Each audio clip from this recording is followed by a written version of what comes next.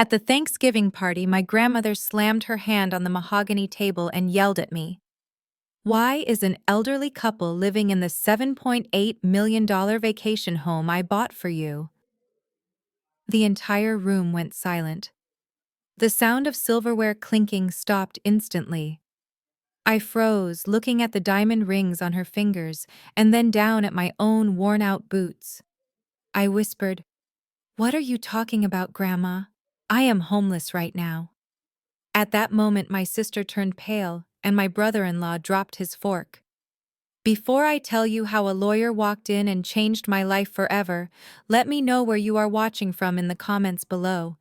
Hit like and subscribe if you have ever been accused of something you did not do by the people who are supposed to protect you.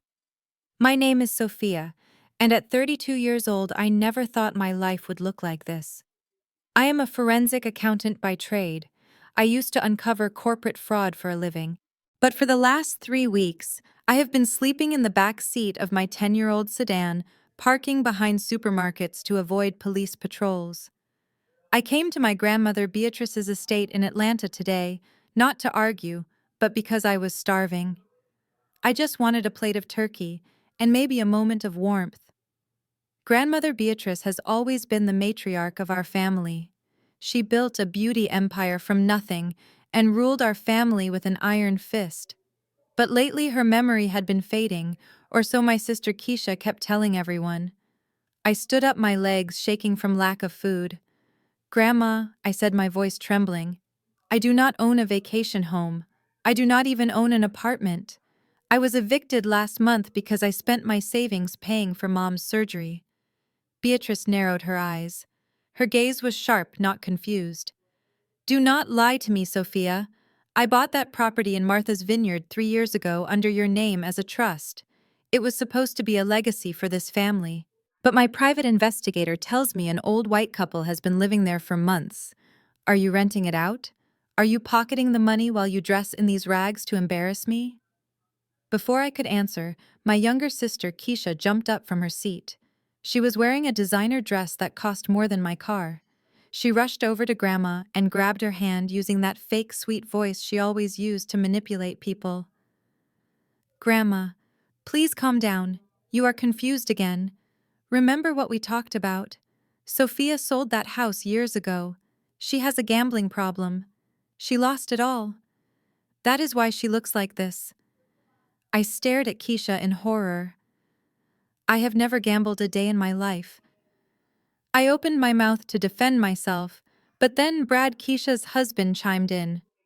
"Brad is a hedge fund manager, or at least that is what he tells people." He sat back in his chair, swirling his wine glass, looking at me with that familiar look of pity and disgust. "Sophia," Brad said, his voice smooth and condescending, "don't upset Beatrice on Thanksgiving. We all know you have made some poor life choices. Look, if you need money for a motel or a hot meal, I can help." He reached into his wallet and pulled out a $50 bill, tossing it onto the tablecloth like I was a beggar. "Here, take a taxi and go. Let the family enjoy dinner in peace." The insult felt like a slap in the face, a $50 bill to make me disappear. I looked around the table. My aunts and uncles were looking at their plates, too afraid to speak up against Brad and Keisha. They all believed the lie. They all thought I was the failure, the black sheep, while Keisha was the golden child who married a successful white businessman. I felt tears stinging my eyes. The smell of the roast turkey was making me dizzy. I wanted to scream that I was the one who managed the family audits for years. I wanted to scream that Keisha had never worked a day in her life. But hunger and exhaustion had taken my voice. "Fine," I whispered. "I will go." I turned to leave, ready to walk back out into the cold rain. But just as I reached the heavy oak doors, the doorbell rang. It was a sharp, demanding sound that made everyone jump. The housekeeper opened the door and in walked Mr. Henderson. He was Grandma Beatrice's personal attorney, a man who never showed up on a holiday unless it was an emergency. He was holding a thick leather briefcase. Rain dripped from his trench coat onto the marble floor. "Mr. Henderson," Grandma said, looking surprised. "What are you doing here?" "I apologize for the intrusion," Beatrice the lawyer said, his face grim. "But we have a situation that cannot wait until Monday." He walked straight to the dining table, ignoring the food, and placed a stack of documents right in front of my grandmother. "We just received a notice from the utility company in Martha's Vineyard," Mr. Henderson announced. "The electricity bill for the property at 12 Ocean View Drive is over $5,000 this month. And since the property is still legally registered to the family trust, they are threatening to put a lien on your main assets." The room went dead silent again. Keisha dropped her fork. It clattered loudly against her china plate. Grandma Beatrice looked at the papers, then looked at Keisha, and finally looked at me. "Wait a minute," Grandma said slowly. "Keisha told me Sophia sold this house. How can there be an electric bill if the house was sold?" Mr. Henderson adjusted his glasses and looked directly at me. "The house was never sold, madam. According to the county records, the deed is still firmly in the name of Sophia Vance. However, there is something very strange. The utility usage suggests a large family is living there full-time, yet Sophia is standing right here." I felt the blood drain from my face. I own a house. I own a multi-million-dollar estate. I looked at Brad. For the first time, his arrogant smile was gone. He looked terrified. He was staring at the lawyer, sweat forming on his forehead. Sophia Grandma yelled, her voice booming. "Explain this. If you still own the house, why are you sleeping in a car? And who is racking up $5,000 in electricity bills in my house?" I tried to speak. I tried to say I didn't know. I tried to say I had never signed any deed. But the room started to spin. The smell of the food, the shock of the news, and the adrenaline were too much for my starving body. My vision went black. The last thing I heard was Keisha screaming at Brad to do something and the thud of my own body hitting the floor.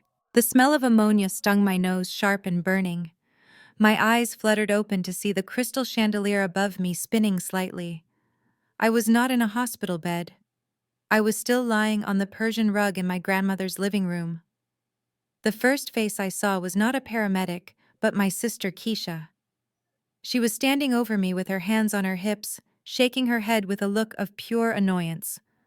"Oh, get up, Sophia," Keisha sneered, kicking my shoe lightly with her designer heel. "You are not winning an Oscar for this performance. We all know you are just trying to distract Grandma from the truth." I tried to sit up, my head throbbing. I felt weak, the hunger from days of skipping meals crashing into the adrenaline of the moment. I looked around. The dinner table had been cleared, but the tension in the room was thicker than before. Grandma Beatrice was sitting in her high-backed velvet chair, looking at me like I was a stranger she had caught stealing silverware. Brad was standing next to her, pouring himself another glass of brandy, looking entirely too relaxed for a man who had just been accused of fraud. Mr. Henderson, the lawyer, stood awkwardly by the fireplace, holding a document. "Sophia Grandma Beatrice," said her voice ice cold. "Since you are awake, perhaps you can explain this document that Mr. Henderson just showed me. Or are you going to faint again to avoid the question?" I pulled myself onto the sofa, my hands trembling. "What document?" I whispered. Brad stepped forward, a smooth, predatory smile playing on his lips. He pulled a piece of paper from the lawyer's folder and held it out to me, but he did not let me touch it. He held it just out of reach, like you would hold a treat for a dog. "It is the power of attorney you signed 3 years ago," Sophia Brad said, his voice dripping with fake concern. "Don't you remember? You were so overwhelmed with your mother's medical bills and your personal struggles. You asked me to help manage the Martha's Vineyard property so you wouldn't have to worry about the taxes and maintenance. You signed full administrative rights over to me." I stared at the paper. My vision blurred, then focused. There at the bottom of the page was a signature. Sophia Vance. It looked exactly like my handwriting. The loops on the S were wide. The V was sharp. It was perfect. But it was impossible. I looked up at Brad, then at Keisha. Suddenly, a memory from high school flashed in my mind. I remembered sitting at the kitchen table watching Keisha practice writing my name over and over again on a notepad. She used to forge my signature on her report card so Mom wouldn't see her failing grades. She had perfected my handwriting years ago. "I did not sign this," I said, my voice rising. I was in the hospital having my appendix removed on the date listed on this paper. Check the medical records. Keisha forged this. Keisha let out a dramatic gasp. She covered her mouth with her hand, looking at Grandma with wide, tearful eyes. Grandma, do you hear her? Now she is accusing me of being a criminal. First, she lies about being homeless, now this. She is jealous of my marriage, jealous of my life, so she tries to destroy us. Enough, Grandma Beatrice slammed her hand on the armrest of her chair. The sound echoed like a gunshot. She stood up, her small frame radiating a terrifying power. She walked over to me, snatched the paper from Brad, and shoved it into my face. I know your signature, Sophia, Grandma hissed. I have seen it on birthday cards for 30 years. This is your hand. Do not insult my intelligence. You signed this power of attorney because you are weak. You let a man handle your business because you were too lazy or too incompetent to do it yourself. And now you want to play the victim. Grandma, please. I begged, tears streaming down my face. Brad is lying. I did not know about the house. I did not know about the tenants. Stop lying, Beatrice screamed. Her face was red with rage. Brad just explained everything to me while you were pretending to be unconscious. He told me he found tenants for the house to help generate income for you.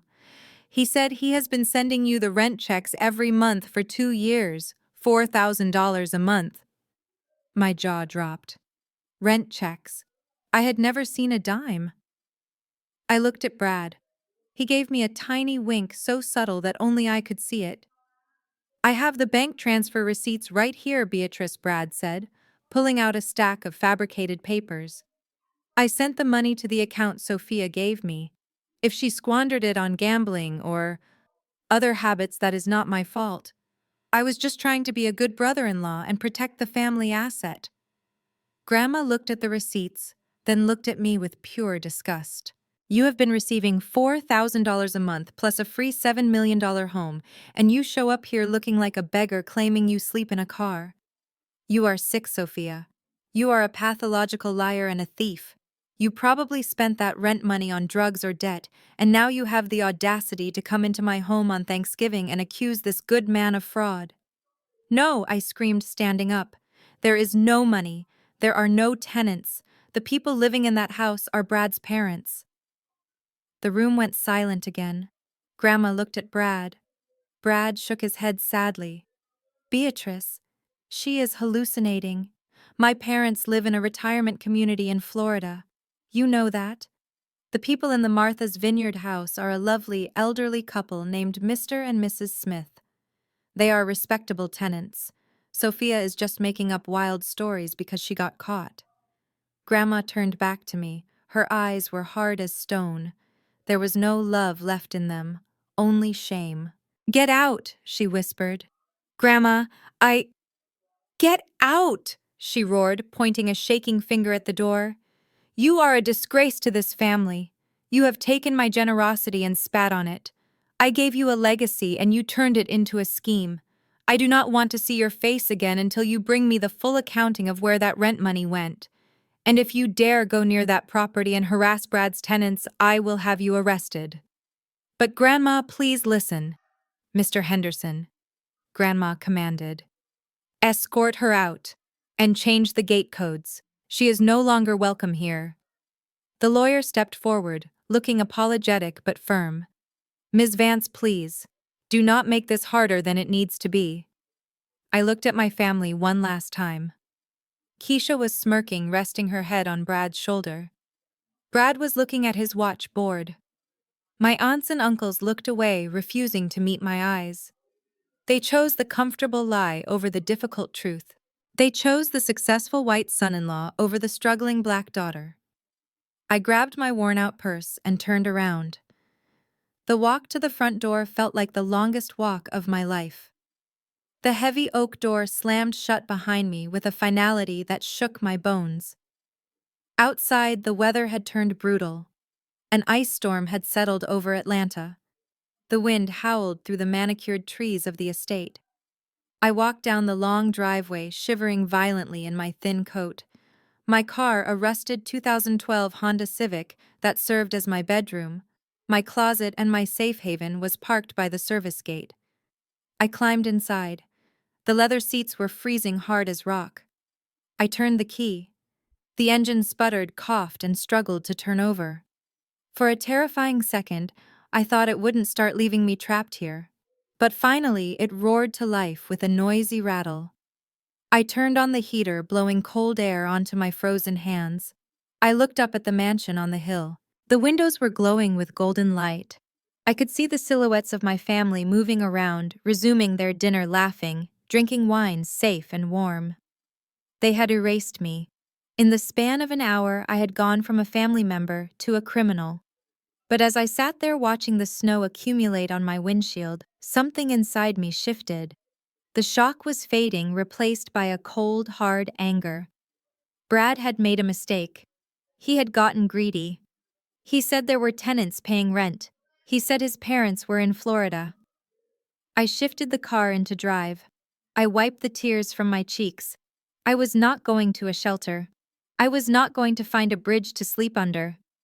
I checked my gas gauge. Half a tank, enough to get to the interstate.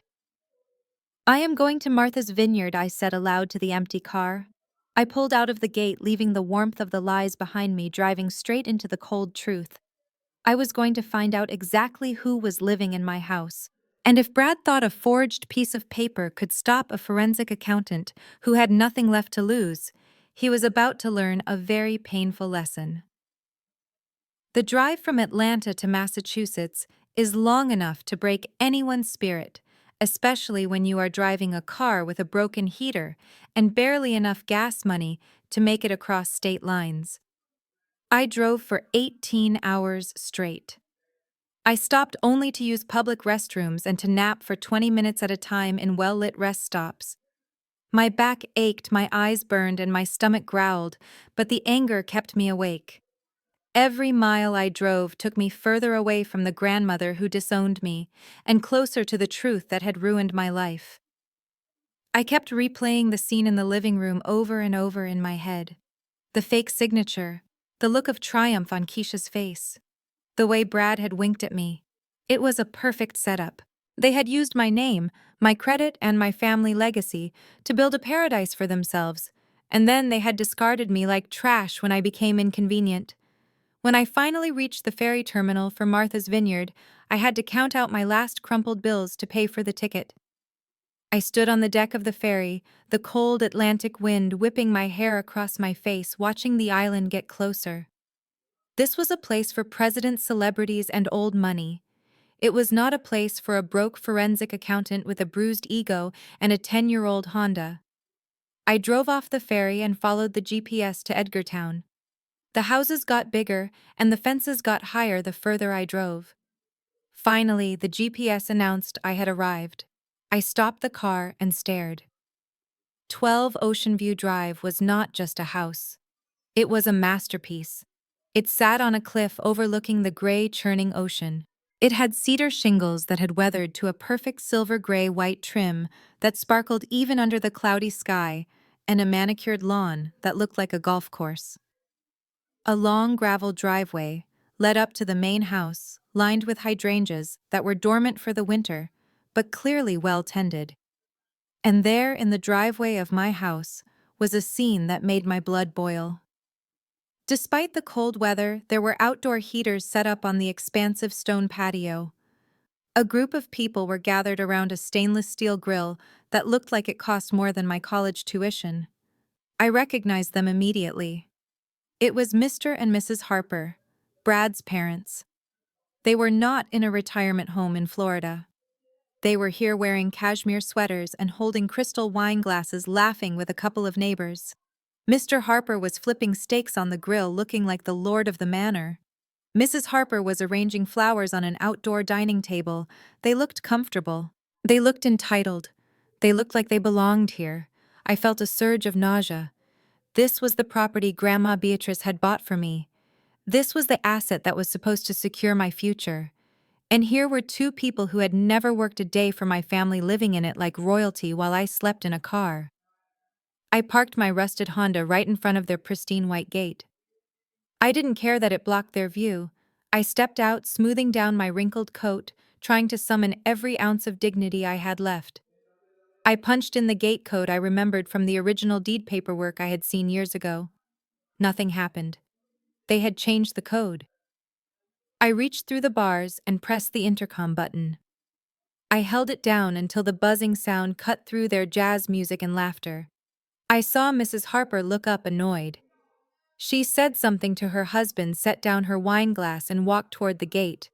As she got closer, I could see the disdain on her face. She was a tall woman with perfectly coiffed silver hair and a string of pearls that probably cost 5 grand. She looked at me through the bars, her eyes scanning my messy hair, my cheap coat, and my tired face. She didn't ask who I was. She didn't ask what I wanted. She just sighed a loud, exaggerated sound of impatience. "Oh, finally," she said, her voice dripping with irritation. "You are the girl from the catering agency, right? You are over an hour late. The guests are already hungry." I stared at her. She thought I was the help. Of course she did. In her world, a black woman standing at the gate in a beat-up car could only be there to serve food or clean toilets.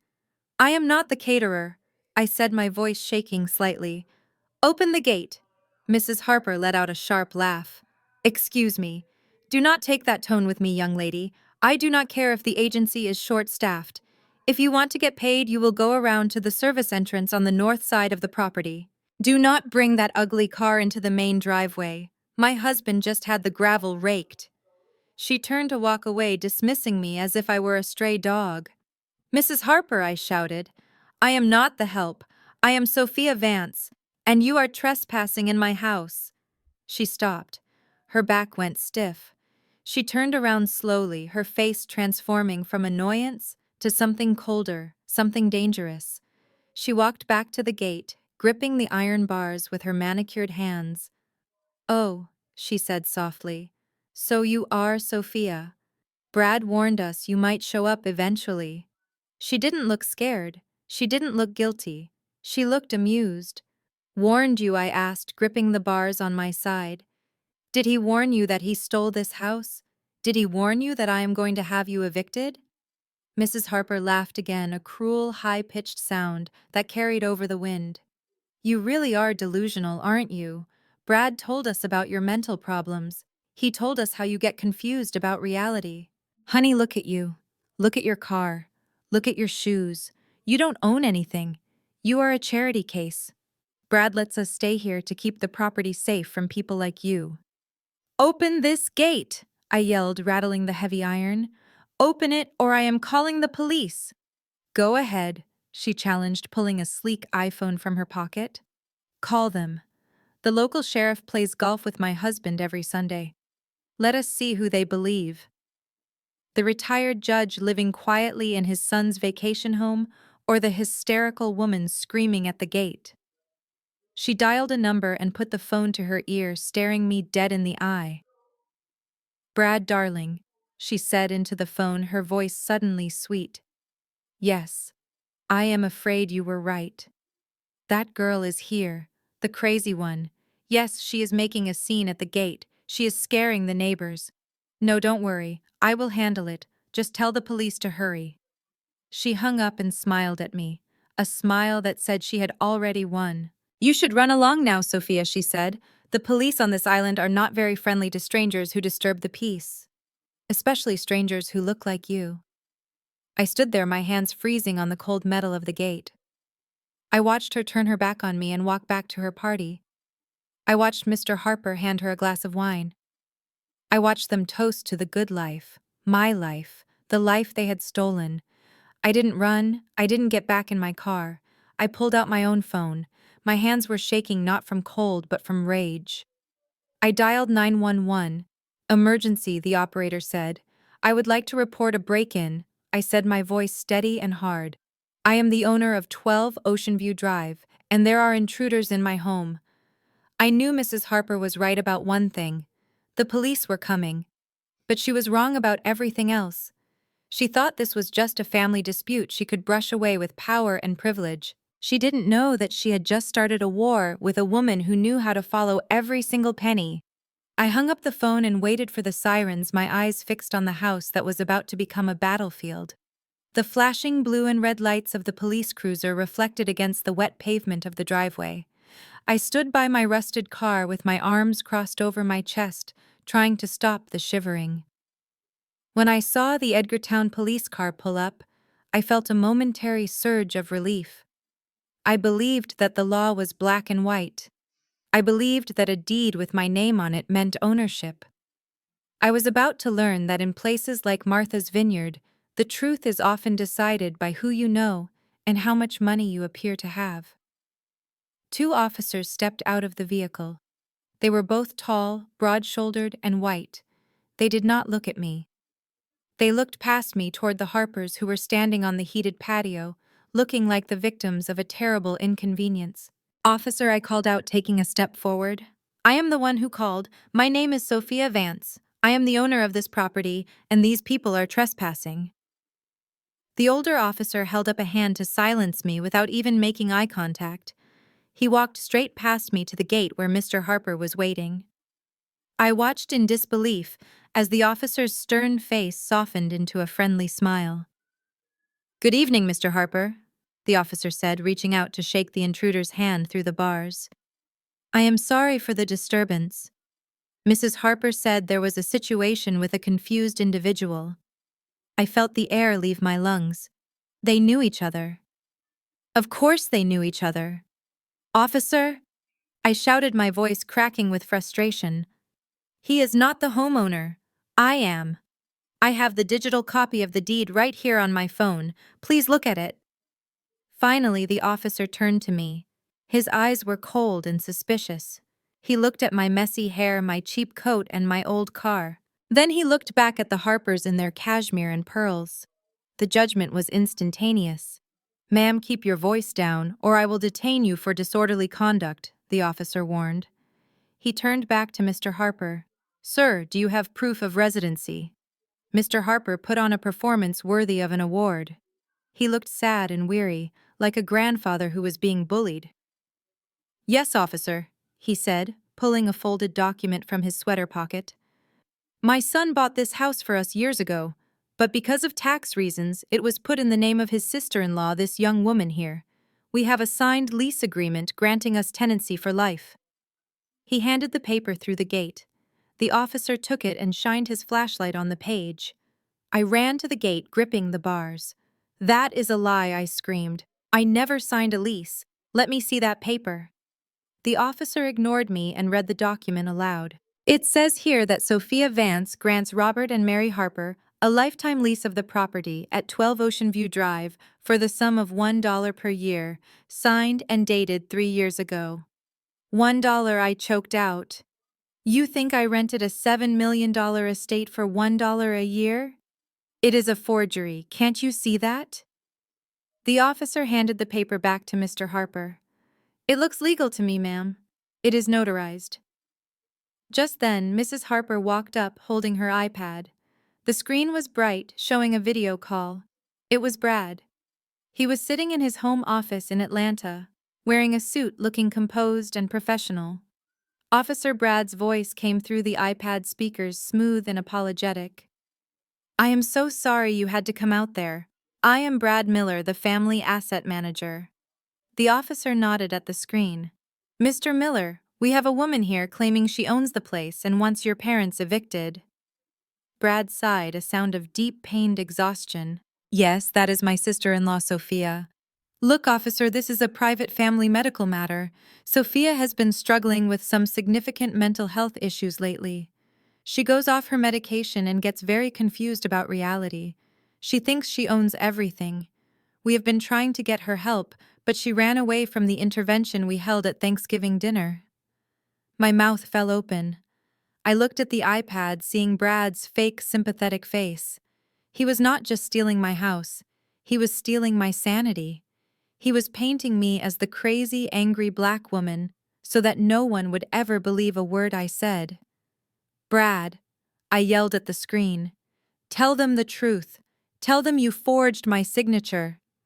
"Sophia, please," Brad said softly, his voice dripping with condescension. "You are having an episode.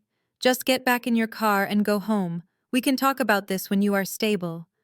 The officer turned to me, his hand resting on his belt near his taser. He had heard enough. In his mind, the story made perfect sense. The wealthy white family was being harassed by the unstable relative. "Ma'am," the officer said, his voice hard. "This is a civil matter, not a criminal one. Mr. Harper has a valid lease and the family confirms you are not to be here. You are trespassing on private property." "Trespassing?" I repeated, tears of rage stinging my eyes. "It is my name on the deed." "It does not matter," the officer stepped closer, invading my personal space. "You have two choices. You can get in that vehicle and leave this island immediately, or I can arrest you for harassment and trespassing. And I promise you, if I arrest you, you will not be making bail anytime soon."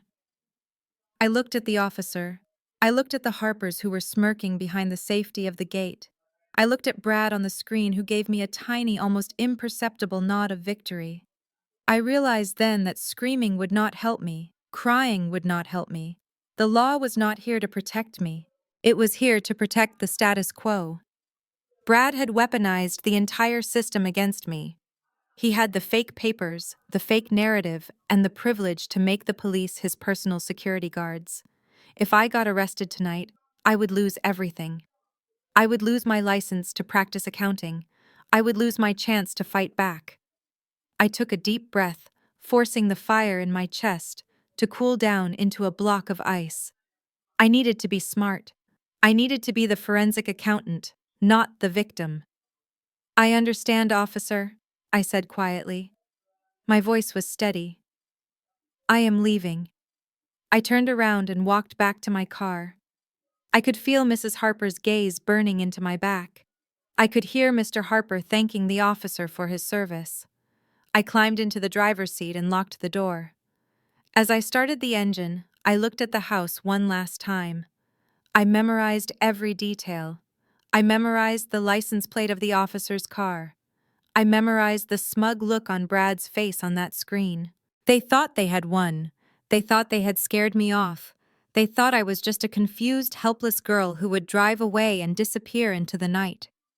But as I drove away from the cliffside mansion, watching the police cruiser follow me to ensure I left the town limits, I wasn't thinking about giving up.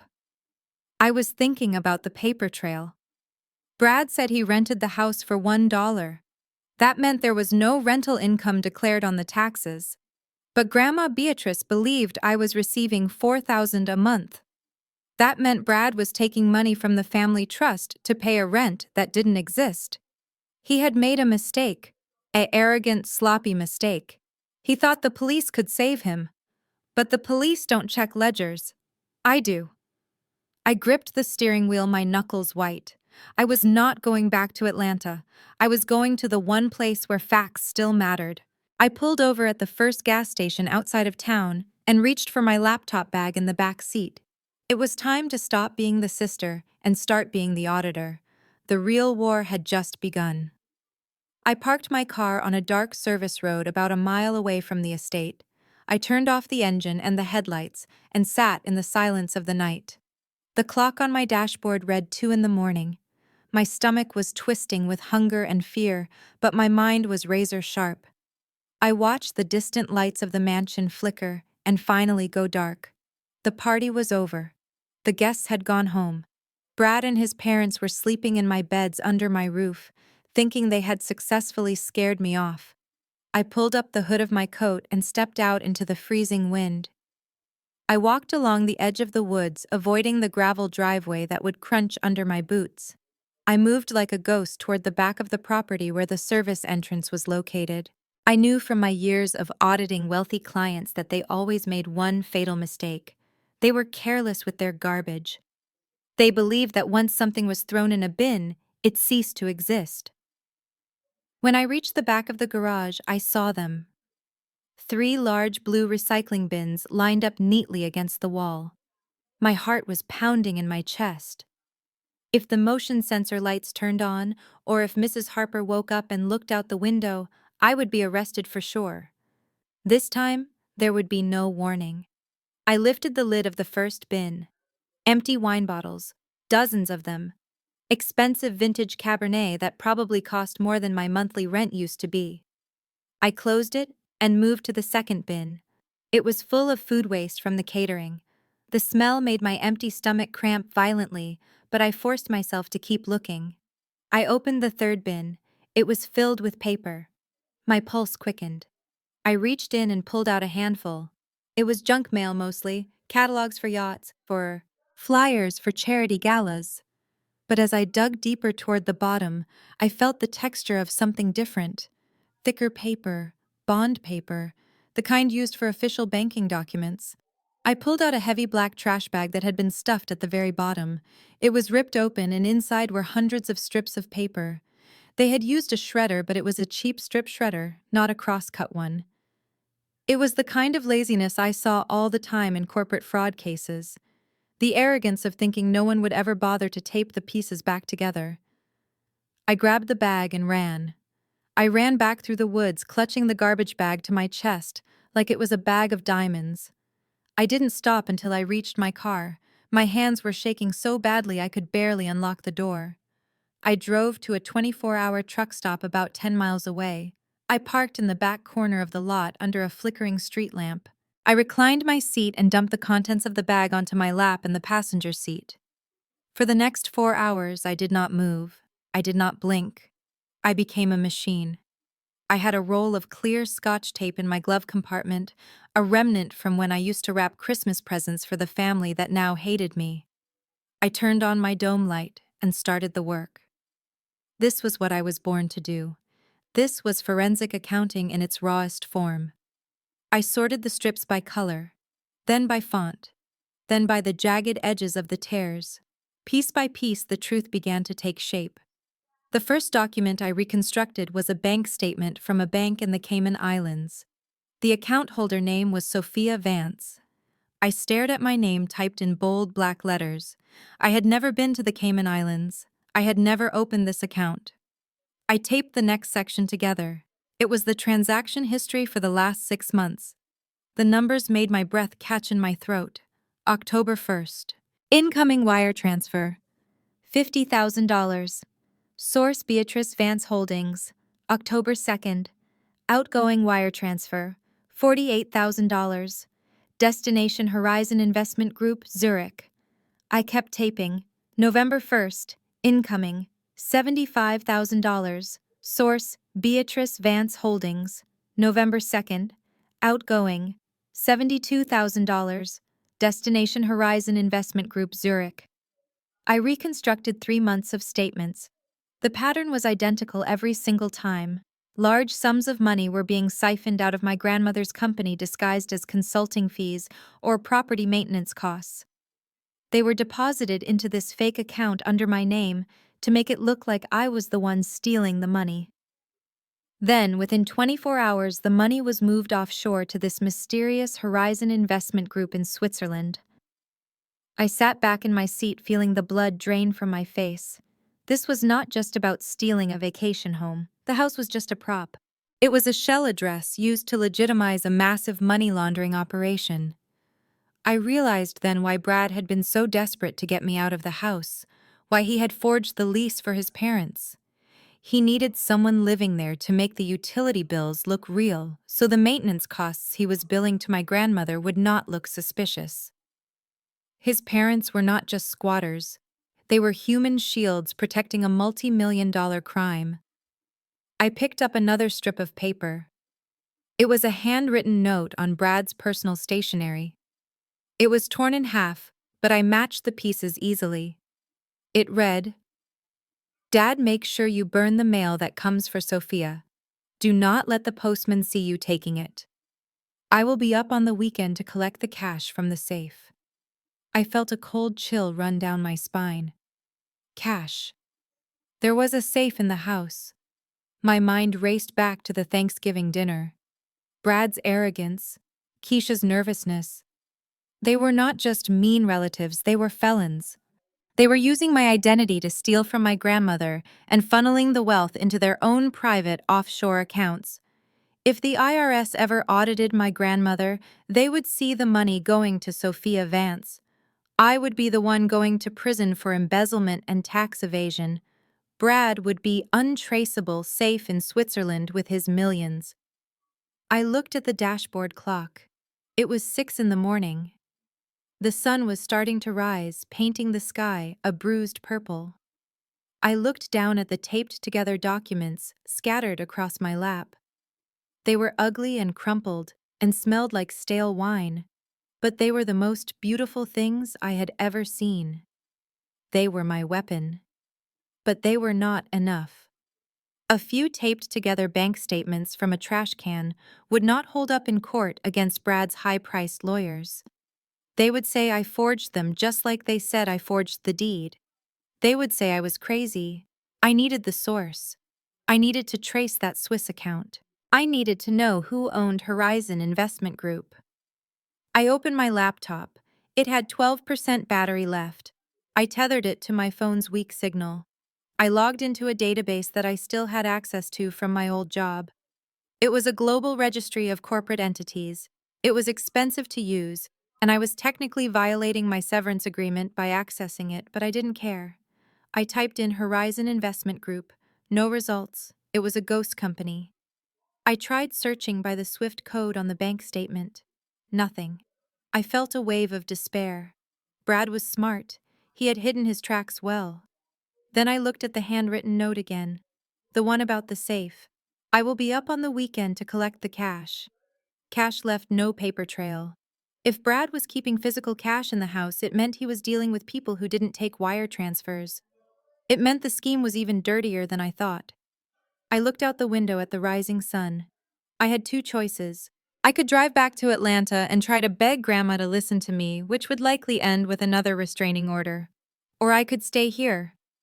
I looked at the reconstructed statement again. The date of the next transfer was usually the first of the month. Today was November 29th. In 2 days, another massive wire transfer would hit the fake account. If I could access the digital banking for this Cayman Islands account, I could track the IP address of the person logging in. I could prove it was Brad. But I didn't have the password. I looked at the trash bag again. Was there anything else? I dug through the bottom of the bag one last time. My fingers brushed against something hard and plastic. It was an old smartphone. The screen was cracked and shattered. It looked like someone had smashed it against a wall and then thrown it away. I picked it up. It was a burner phone. The kind criminals use. I plugged it into my car charger.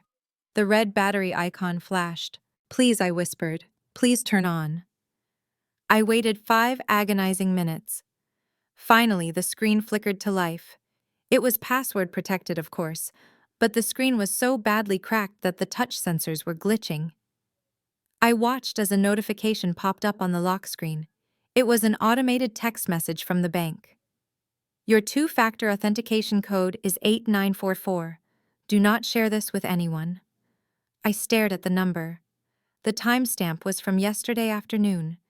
This was the phone Brad used to authorize the transfers. He must have upgraded to a new one and smashed this one thinking it was destroyed, but the SIM card was still inside. I didn't need to unlock the phone. I just need the SIM card. I popped the SIM card tray open, using my earring. I took the tiny chip out and held it in my palm. This tiny piece of plastic was the key to the kingdom. If I put this in my phone, I could receive the two-factor authentication codes for the bank account. I could reset the password. I could get into the account. A slow, cold smile spread across my face. I wasn't just going to report Brad. I was going to watch him in real time as he committed the crime. And when the moment was right, I was going to lock him out of his own getaway car. I started my engine. The car roared to life, sounding less like a dying animal and more like a battle cry. I wasn't going back to sleep. I had work to do. I needed to find a place with strong Wi-Fi, and I needed to call the only person in the world who hated Brad as much as I did. It was time to build my army. The neon sign of the 24-hour diner flickered outside the window, casting a red glow over my table. I sat there with a cup of cold coffee and my phone in my hand. I had the evidence. I had the burner phone SIM card. I had the reconstructed bank statements. I had everything I needed to destroy Brad. But there was one loose end that I could not cut. Keisha, my little sister. The girl I had walked to school when our mother was working double shifts. The girl I had helped with homework. The girl I had protected from bullies. Despite everything that happened at Thanksgiving, despite the lies and the forgery, a small, foolish part of me still wanted to believe she was a victim. I wanted to believe that Brad was abusing her, forcing her to lie, manipulating her into signing those documents. If she was a victim, I could save her. If she was accomplice, I would have to destroy her too. I needed to know the truth before I pulled the trigger. I dialed her number. My thumb hovered over the record button on my screen. I pressed it. The timer started counting up. 0102. The phone rang 4 times. I was about to hang up when the line clicked open. "What do you want, Sophia?" Her voice was not fearful. It was annoyed. She sounded like I had interrupted her while she was watching a movie.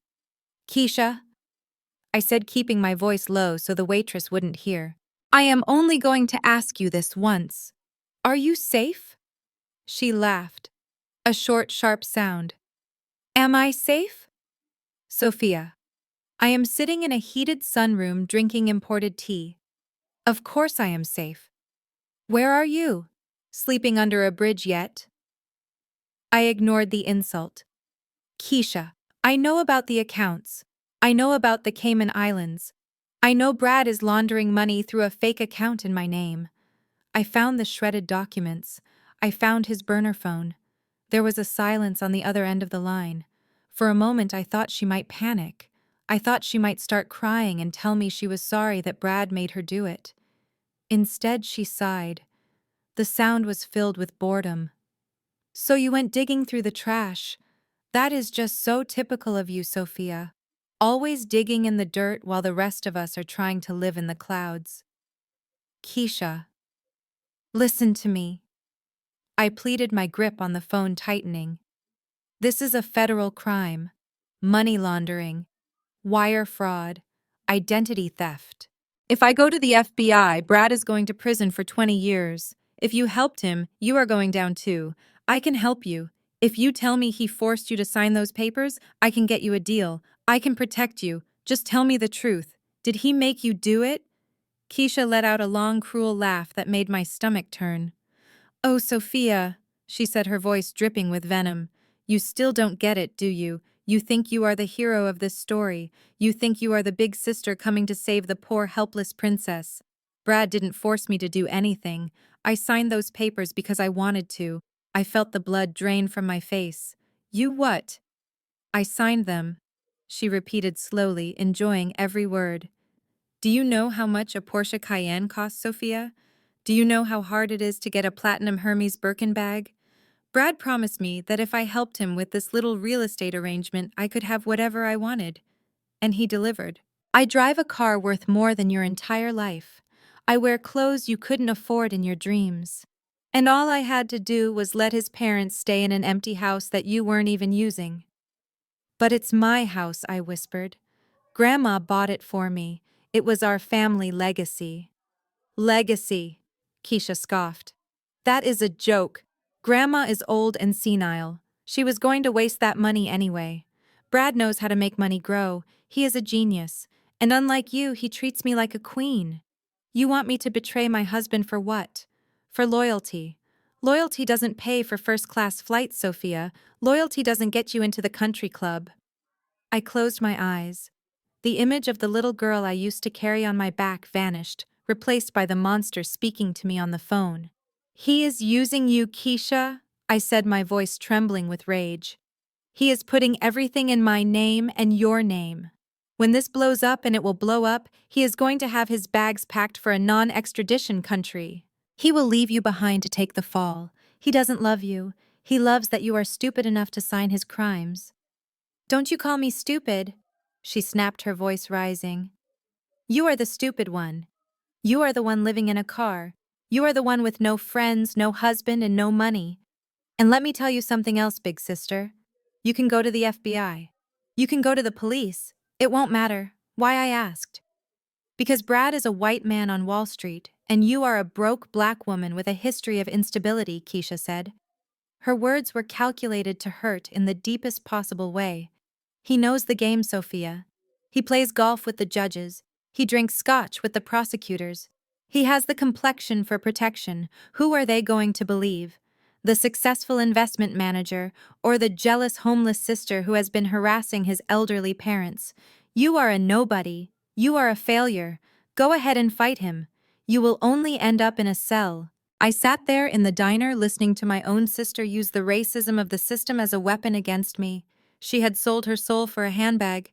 She had sold her sister for a car. She had internalized every hateful thing the world thought about us, and she was using it to destroy me. Is that all? I asked, my voice suddenly very calm. Yes, that is all, Keisha said. Do us both a favor. Disappear. Go find a shelter. Stop embarrassing the family. I looked at the timer on my screen. 5 minutes and 30 seconds. Every word recorded. Every confession captured. Goodbye, Keisha, I said.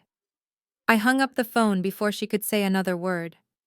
I sat in the silence for a long time. I looked at the coffee cup. I looked at my hands. I expected to cry. I expected to feel heartbroken. But instead, I felt lighter. The burden of protecting Keisha was gone. The weight of being the big sister was gone. She had made her choice. She had chosen the Portia over her blood. She had chosen the oppressor over her family. I saved the recording and uploaded it to 3 different cloud servers. Then I emailed a copy to a secure drive. Keisha was right about one thing. Brad knew the game. He knew how to play the system. But she was wrong about me. I wasn't just a broke black woman.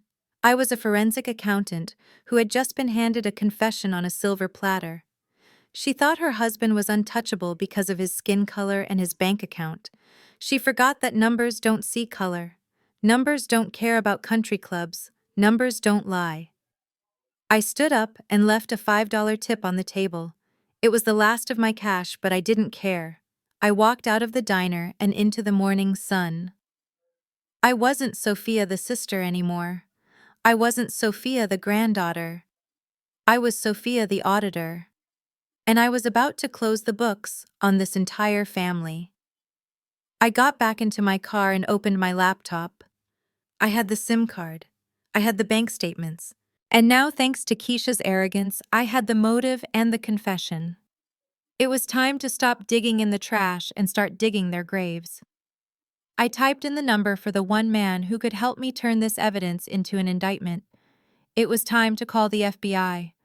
The drive back to Atlanta felt different than the drive up. I wasn't running away anymore. I was driving toward a war. I had the burner phone in my pocket and the confession on the cloud. I thought I was ahead of the game. I thought I had the element of surprise. But I had forgotten one crucial thing about Brad. He was a man who spent his entire life manipulating markets and controlling narratives. He didn't just play defense. He played scorched earth. I was crossing the state line into Georgia when my phone started buzzing. It wasn't a call. It was a notification. Then another. Then 100. My phone vibrated so hard it rattled against the cup holder. I glanced down and saw the logo of a popular Atlanta gossip blog that covered the city's black elite. The headline made me slam on my brakes and pull onto the shoulder of the highway. It read, "Disgraced Vance heiress caught in drug-fueled embezzlement scandal." My hands were shaking as I unlocked the screen. There was a photo of me. It was taken from a distance, probably 2 days ago when I was sleeping in my car. My hair was messy, my eyes were dark with exhaustion, and I looked disheveled. But the caption didn't say I was homeless. It said I was high. I scrolled down, my heart hammering against my ribs like a trapped bird. The article was a masterpiece of fiction. It claimed that Sophia Vance, the granddaughter of the esteemed Beatrice Vance, had been fired from her accounting firm for stealing client funds to support a severe opioid addiction. It cited anonymous sources close to the family. Brad. He had not just stolen my money. He was destroying my credibility before I could even open my mouth. He knew that if I went to the police now, I wouldn't look like a whistleblower. I would look like a desperate junkie trying to blackmail her successful family. I opened my email. My inbox was flooded. The first email was from the State Board of Accountancy. The subject line was, "Notice of immediate suspension. Dear Ms. Vance, due to credible allegations of gross professional misconduct and misappropriation of funds, your CPA license has been temporarily suspended pending a full ethics board review. You are hereby ordered to cease all professional activities immediately." I dropped the phone in my lap. I felt like I couldn't breathe. My license was my life. It was the one thing I had built that had nothing to do with my grandmother's name. It was my shield, my identity, and my only way to make a living. Brad had taken a torch to it in less than an hour. Then the second bomb dropped. A news alert popped up on my screen. This one was from the Financial News Network. Beatrice Vance Holdings stock plummets 10% following rumors of family embezzlement scandal. CEO Beatrice Vance rushed to St. Mary's Hospital after collapsing at her home. Grandma. I didn't think. I didn't care about the license. I didn't care about the lies. I threw the car into drive and floored the gas pedal. The speedometer climbed past 80, then 90. I wove through traffic, tears streaming down my face. Brad had calculated this too. He knew the news would break her heart. He knew the stress would be too much for her fragile heart. He wasn't just a thief. He was a killer. I reached St. Mary's Hospital in record time. I abandoned my car in the emergency loading zone and ran through the automatic doors. My boots squeaked on the linoleum floor. I looked wild. I looked exactly like the drug addict Brad said I was. I ran to the front desk. "My grandmother!" I gasped, gripping the counter. "Beatrice Vance. Is she okay? Where is she?" The nurse looked up, her eyes widening as she recognized me. She didn't look sympathetic. She looked at me with a mixture of fear and judgment. She slowly reached for the phone on her desk. "Miss Vance," she said, her voice tight. "You need to leave."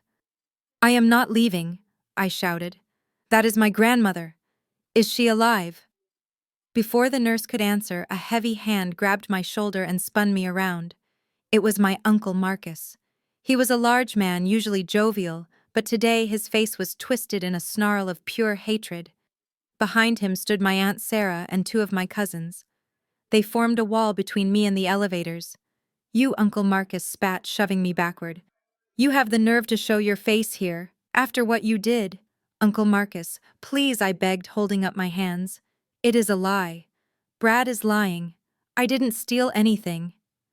"Don't you say his name!"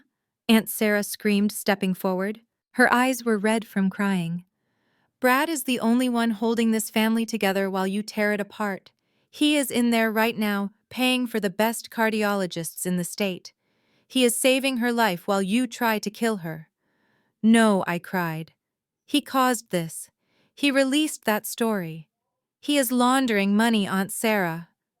You have to believe me." "Believe you?" Uncle Marcus laughed, a bitter, ugly sound. "Look at you, Sophia. Look at the news. We saw the bank records Brad showed us. We saw the transfers to your account. You stole from the woman who raised you to buy drugs, and now she is lying in a coma because her heart couldn't take the shame." A coma. The word hit me like a physical blow. Grandma was in a coma. "I need to see her," I whispered. "I need to tell her I didn't do it." "You are not going anywhere near her," Uncle Marcus said. He signaled to the hospital security guards who were running toward us. "We have already spoken to the administration. You are banned from the premises. If you try to go up to the VIP floor, we will press charges for harassment." The security guards grabbed my arms. They weren't gentle. They dragged me backward toward the exit. "Wait!" I screamed, fighting against their grip. "You are protecting the wrong person. He is going to take everything. Check the accounts. Just check the accounts." My family didn't listen. They turned their backs on me. I watched as Brad walked out of the elevator. He was wearing a pristine suit, looking somber and concerned. He walked over to Aunt Sarah and hugged her. He looked over her shoulder and met my eyes as the guards dragged me out. He didn't smile this time. He just stared at me with cold, dead eyes. He had taken my home. He had taken my career. He had taken my reputation. And now he had taken the only family I had left. The guards threw me out onto the sidewalk. "Stay away from here," one of them warned. "We don't want trouble with junkies." I stood up, brushing the dirt off my coat. People walking by stared at me. I could hear them whispering, "That is her. That is the granddaughter who stole the money." I walked back to my car, my legs feeling like lead. I sat in the driver's seat and locked the doors. The silence in the car was deafening. I had never felt so alone in my life. I had the evidence, but I had no voice. I had the truth, but no one to listen. My phone pinged again. It was an email from Brad. The subject line was simple: checkmate. I opened it. There was no text, just a PDF attachment. It was a restraining order filed an hour ago, granting him full medical power of attorney over Beatrice Vance due to her incapacitation. He had total control. He controlled the company. He controlled the money. And now he controlled whether my grandmother lived or died. I put my head on the steering wheel and screamed. I screamed until my throat was raw. I screamed until the windows fogged up. But then I stopped. I looked at the hospital building looming over me. I thought about Grandma lying in that bed, helpless, with a viper sitting by her side, holding her hand. He thought he had buried me. He thought he had stripped me of everything that made me powerful. But he had made one miscalculation. He had taken away my fear. When you have lost your reputation, your family, and your livelihood, you have nothing left to lose. And a person with nothing to lose is the most dangerous person in the world. I wiped my face. I put the car in gear. I wasn't going to go cry in a corner. I had one card left to play. A card Brad didn't know I had. I needed an ally who didn't care about gossip blogs or stock prices. I needed someone who hated Brad almost as much as I did. I drove away from the hospital, leaving my heart behind, and headed toward the one office in Atlanta that Brad Miller was terrified of. I was going to see Mr. Carter, my grandmother's oldest rival. I drove straight to the towering glass building in downtown Atlanta that housed Carter Industries. My hands were gripping the steering wheel so hard, my knuckles were white. Elijah Carter was a legend in this city, not because he was loved, but because he was feared. He was my grandmother's oldest rival. 30 years ago, Beatrice Vance had outmaneuvered him in a hostile takeover that cost him millions. He had hated the Vance name ever since. Most people would run away from a man like that. But I was banking on the fact that his hatred for my family was exactly what I needed. I parked my rusted Honda in between two gleaming Mercedes sedans in the visitor lot. I caught a glimpse of myself in the rearview mirror. My eyes were red and puffy. My hair was a disaster. My coat was stained with dirt from the hospital sidewalk. I looked exactly like the drug addict the news articles said I was. But I didn't care. I grabbed my laptop bag and marched toward the entrance. The security guard at the front desk looked at me with immediate suspicion.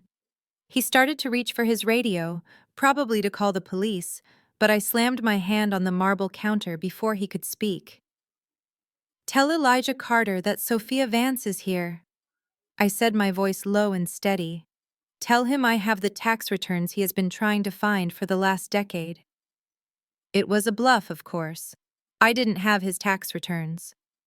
But I knew enough about corporate warfare to know that information was the only currency men like Carter respected. The guard hesitated. He made a call.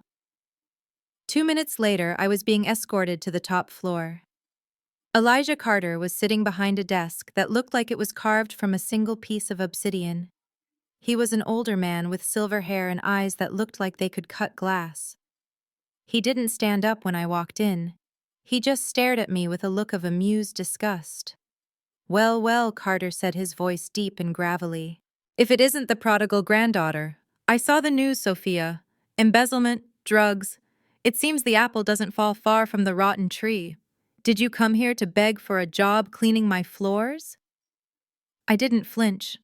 I walked straight to one of the leather chairs opposite his desk and sat down without being invited.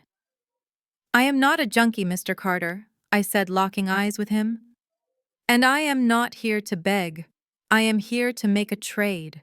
He laughed. A dry, humorless sound. "A trade? You have nothing, Sophia. Your assets are frozen. Your license is suspended. You are radioactive. Why shouldn't I call security and have you thrown out right now?" "Because I am the best forensic accountant in the Southeast," I said. I leaned forward. "You are currently in a bidding war for the acquisition of the Delta Logistics Group. You are losing because their valuation is too high. But I know that their CFO has been hiding liabilities in shell companies to inflate their stock price." Carter stopped laughing. He leaned forward, his interest piqued. "How do you know that?"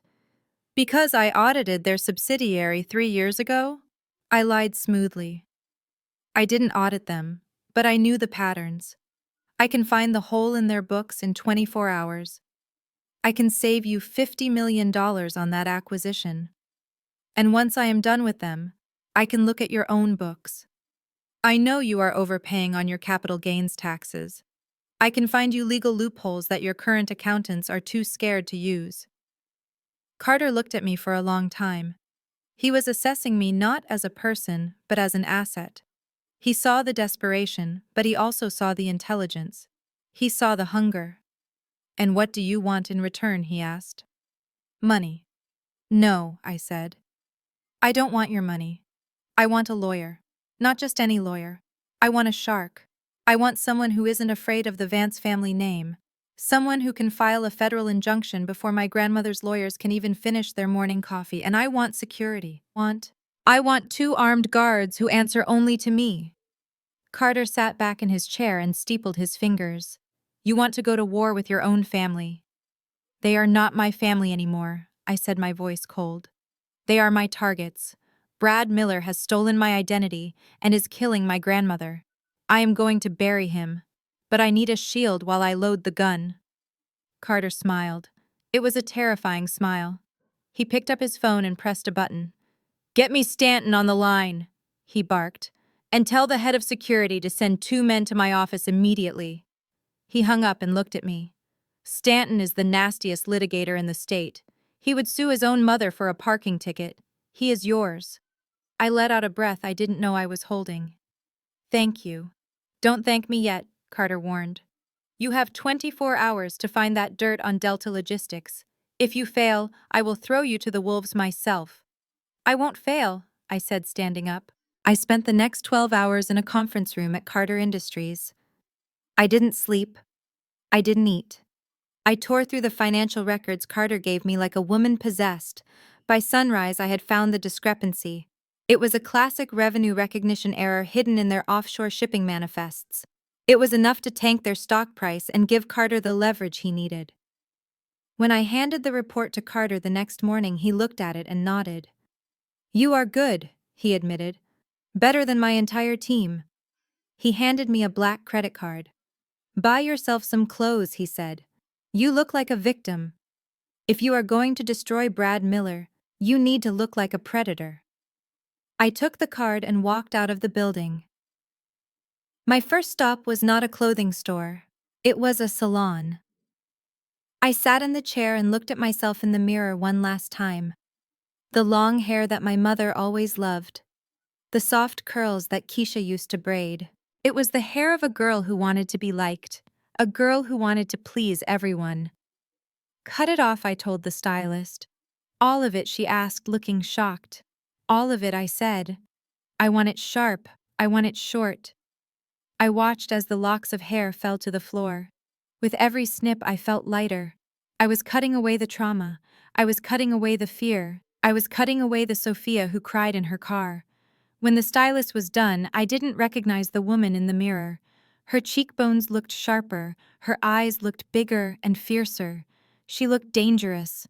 I went to the most expensive boutique in the city. I didn't look at the price tags. I bought a tailored black suit that fit like armor. I bought stilettos that sounded like gunshots when I walked. I bought a leather briefcase to replace my old laptop bag. I walked out of the dressing room and stood in front of the full-length mirror. The homeless girl was gone. The drug addict from the news articles was gone.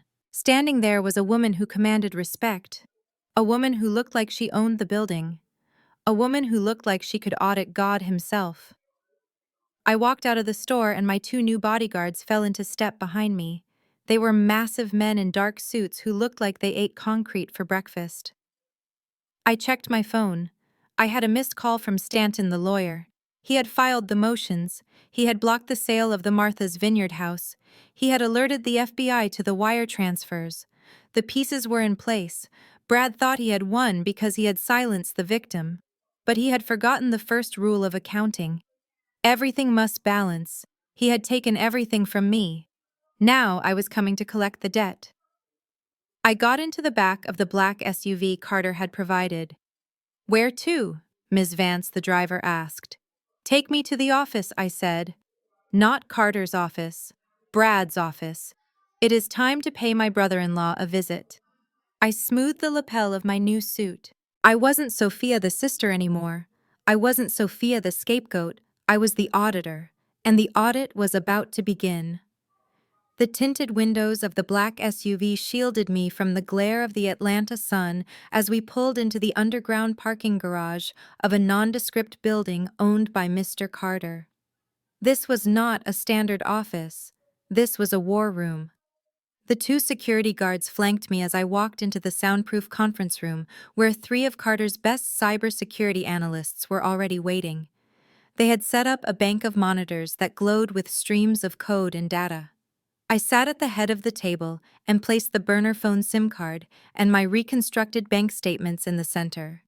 I did not need to give a motivational speech. These men were professionals. They knew exactly what we were looking for.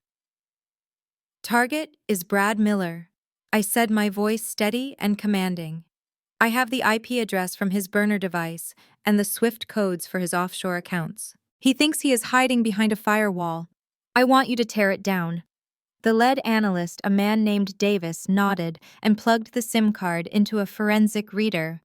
For 10 minutes, the only sound in the room was the hum of cooling fans and the rhythmic clacking of keyboards. I watched the screens with the intensity of a hawk. I wasn't just looking for money. I was looking for the soul of the man who destroyed my life. "Got him," Davis said quietly. "He is using a cloud server hosted in Panama, but he routed the admin access through his home Wi-Fi. Sloppy. Very sloppy." I leaned forward. "Put it on the main screen." The large monitor on the wall flickered and then resolved into a virtual desktop. It was Brad's private server. It was the digital brain of his entire operation. I saw folders labeled with innocuous names like Family Vacation and Recipes. "Open the folder labeled Recipes," I ordered. Brad was arrogant, but he wasn't creative. Davis clicked the folder. It wasn't recipes. It was a labyrinth of spreadsheets. Hundreds of them. This was it. The shadow ledger. In forensic accounting, we call this the second set of books. Every criminal has one. The first set is what you show the IRS and your investors. It is clean and balanced and full of lies. The second set is for the criminal himself, so he knows where the money actually is. I stood up and walked to the screen. My eyes scanned the columns of numbers faster than the analyst could read them. I traced the flow of funds from my grandmother's company, Beatrice Vance Holdings, into Brad's personal accounts. Scroll down to the pension fund allocation, I said, my heart starting to hammer against my ribs. Davis scrolled. The screen filled with red text. I felt a wave of nausea hit me. The pension fund. The money my grandmother had set aside for the hundreds of employees who had worked for her for decades was supposed to have $25 million in secure bonds. The balance on the screen read 0. "He took it all," I whispered. "He didn't just skim off the top, he drained it dry." "Where did it go?" I asked, pointing to the transfer column. Davis opened the transaction history. The money had been moved in massive chunks to an exchange I recognized immediately. It was a cryptocurrency exchange known for its lack of regulation. He was gambling. I said, the realization settling over me like a cold shroud. He took $25 million of hard-earned retirement money and bet it on speculative coins. I looked at the dates. He bought in at the peak of the market 3 months ago. Then the crash happened. I watched the value of his portfolio plummet on the screen. 20 million, 10 million, 5 million. And finally nothing. He lost it. I said, my voice shaking with rage. He lost $20 million. That is why he needed to sell the company. That is why he needed to merge with Carter Industries. He is insolvent.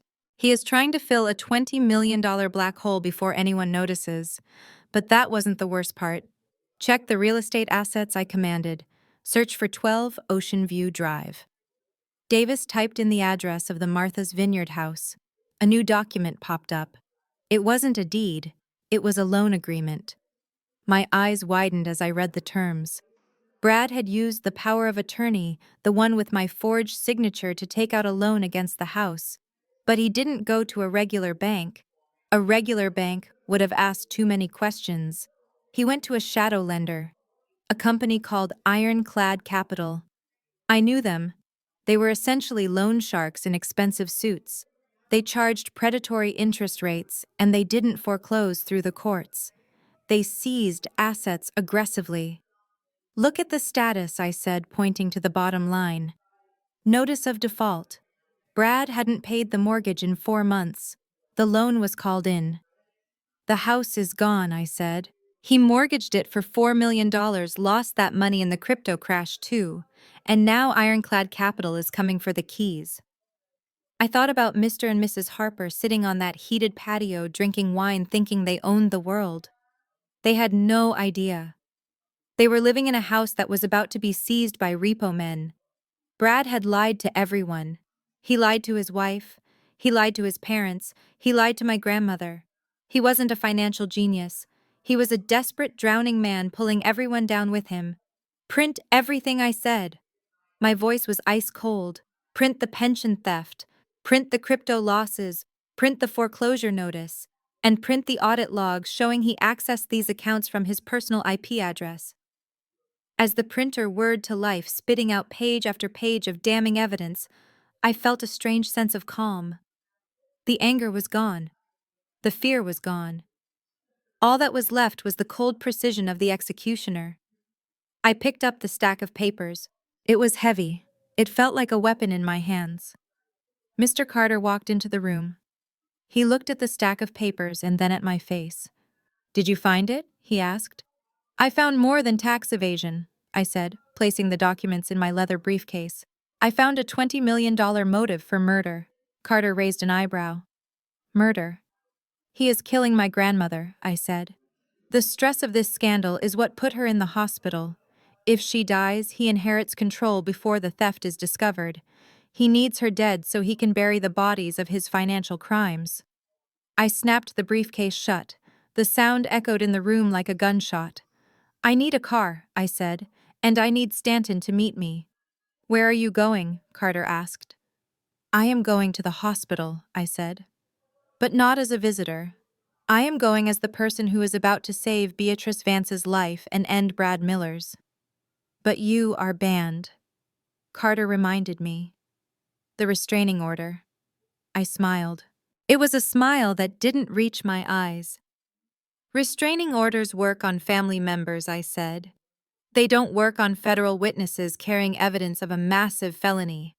I am not going to ask for permission to enter. I am going to kick the door down." I walked out of the conference room, my heels clicking on the concrete floor. The data in my briefcase was enough to put Brad away for life. It was enough to evict his parents. It was enough to free my grandmother. The audit was complete. Now it was time to present the findings. And the presentation was going to be lethal. The scrubs were scratchy against my skin and 2 sizes too big, but they were the best shield I had. I pulled the surgical mask up over my nose and adjusted the badge clipped to my chest. It belonged to a nurse named Brenda, who was currently enjoying an all-expenses-paid vacation to the Bahamas, courtesy of Mr. Carter. I walked through the automatic doors of St. Mary's hospital with my head down, pushing a cart full of linens. My heart was hammering against my ribs so hard I was sure the security guard at the front desk could hear it. I knew the layout of the VIP wing. I had visited my grandfather there before he passed. I knew that the shift change happened exactly at 7 in the evening. That was the window. The doctors would be briefing the night staff. The nurses would be distracted by the handover. And Brad, arrogant as ever, would likely be gone for dinner because he hated the smell of hospitals. I took the service elevator to the 4th floor. The hallway was quiet, lined with expensive art and hushed voices. I counted the door numbers. 401, 402. There it was, Beatrice Vance. 2 private security guards were standing outside the door. They were not hospital security. They were Brad's men. He had put them there not to protect her from the world, but to protect his secrets from her. I gripped the handle of the linen cart. I needed a distraction. Suddenly, down the hall, a fire alarm began to chirp, then another. Then the strobe started flashing. Mr. Carter's team was efficient. It wasn't a full alarm, just a localized system malfunction that would require the guards to investigate the panel at the end of the hall. As the 2 men walked away, grumbling about the noise, I slipped into the room. The room was dim, lit only by the glowing monitors of the medical equipment. The smell of antiseptic and lilies hung heavy in the air. My grandmother lay in the bed looking smaller and frailer than I had ever seen her. Her silver hair was spread out on the pillow. Her eyes were closed. The steady beep of the heart monitor was the only sound in the room. I locked the door behind me and dragged a heavy chair under the handle. It wouldn't hold them forever, but it would buy me 5 minutes. I walked to the bedside. "Grandma," I whispered. Her eyelids fluttered. Then they opened. At first there was confusion in her eyes. Then, as she focused on my face above the mask, recognition dawned. And then terror. She gasped her hand, fumbling for the red call button on the side of the bed. She tried to scream, but her voice was weak, raspy from days of silence. "You," she wheezed. "Get away. You thief. Help. Someone help." I grabbed her hand. I didn't pull it away. I held it tight. "Grandma, stop," I said, my voice urgent. "Please, for the love of God, do not press that button. If you press it, Brad wins." She glared at me, tears of anger welling in her eyes. She pulled her hand away and reached for the button again. "You stole my money," she hissed. "You stole from the family." "Brad told me. He told me everything." "He lied," I said, pulling the mask down so she could see my face. "I didn't come here to hurt you. I came here to show you the truth." I reached into the pocket of my scrubs and pulled out the folded papers. The shadow ledger. The bank statements. The crypto losses. I unfolded them and held them under the reading light. "Look at this," I commanded. "Do not look at me. Look at the numbers. You taught me how to read a balance sheet when I was 10 years old. Read it." Beatrice Vance was a businesswoman before she was a grandmother. Her eyes instinctively went to the columns. She squinted, her brow furrowing. "What is this?" she asked, her voice trembling. "It is the pension fund," I said. "The fund for the factory workers. The fund for your driver. The fund for the housekeeper who has been with us for 20 years. Look at the balance." She traced the line with a shaking finger. "Zero." She looked up at me. "This is a mistake." "It is not a mistake," I said, flipping the page. "Here is the transfer history. $25 million moved to a crypto exchange 3 months ago. And here is the loss report. He bet it all on a coin that crashed. It is gone, Grandma. All of it." "No," she whispered, shaking her head. "Brad is a good man. He is a financial genius. He bought me the house in Martha's Vineyard." I flipped to the next page, the foreclosure notice from Ironclad Capital. "He didn't buy it," I said softly. "He mortgaged it. And he hasn't paid the mortgage in 4 months. The bank is taking the house next week. And look at this." I showed her the last document, the one that hurt the most. It was the power of attorney with my forged signature. "He used my name," I said, tears stinging my own eyes. "He set me up to take the fall. He made you hate me so that when the police came you would testify against me. He made me homeless. He destroyed my career. And now he is waiting for you to die so he can bury the evidence before the quarterly audit. Grandma Beatrice stared at the papers. Her hands started to shake violently. The heart monitor began to beep faster. Beep, beep, beep. She closed her eyes, and a single tear rolled down her cheek. It wasn't a tear of sadness. It was a tear of pure, devastating realization. She had let a wolf into the henhouse. She had fed him. She had clothed him. And he had eaten her children. That bastard, she whispered. The venom in her voice was so strong it almost cracked the air. She tried to sit up. Her face turned red. Get me the phone. I am going to call the police. I am going to ruin him. I want him out of my company. I want him in jail. I put my hands on her shoulders and gently pushed her back down. No, I said firmly. You cannot call the police. Not yet. Why, she demanded, her old fire returning. He is a criminal, because he controls everything I said. He has your medical power of attorney. He has the board of directors in his pocket. If you call the police now, he will claim you are senile. He will claim these papers are fake, just like he claimed the deed was fake. He will use his lawyers to drag this out for years, and by the time it is over, the money will be gone forever. Then what do we do? She asked, grabbing my wrist. Her grip was surprisingly strong. We cannot let him win, Sophia. We are going to trap him, I said. I have a plan. But you have to trust me, and you have to be the best actress in the world. Tell me, she said. The Christmas party is in 2 days, I explained. He is planning to announce the merger with Carter Industries. He thinks he has won. He thinks you are dying in this bed.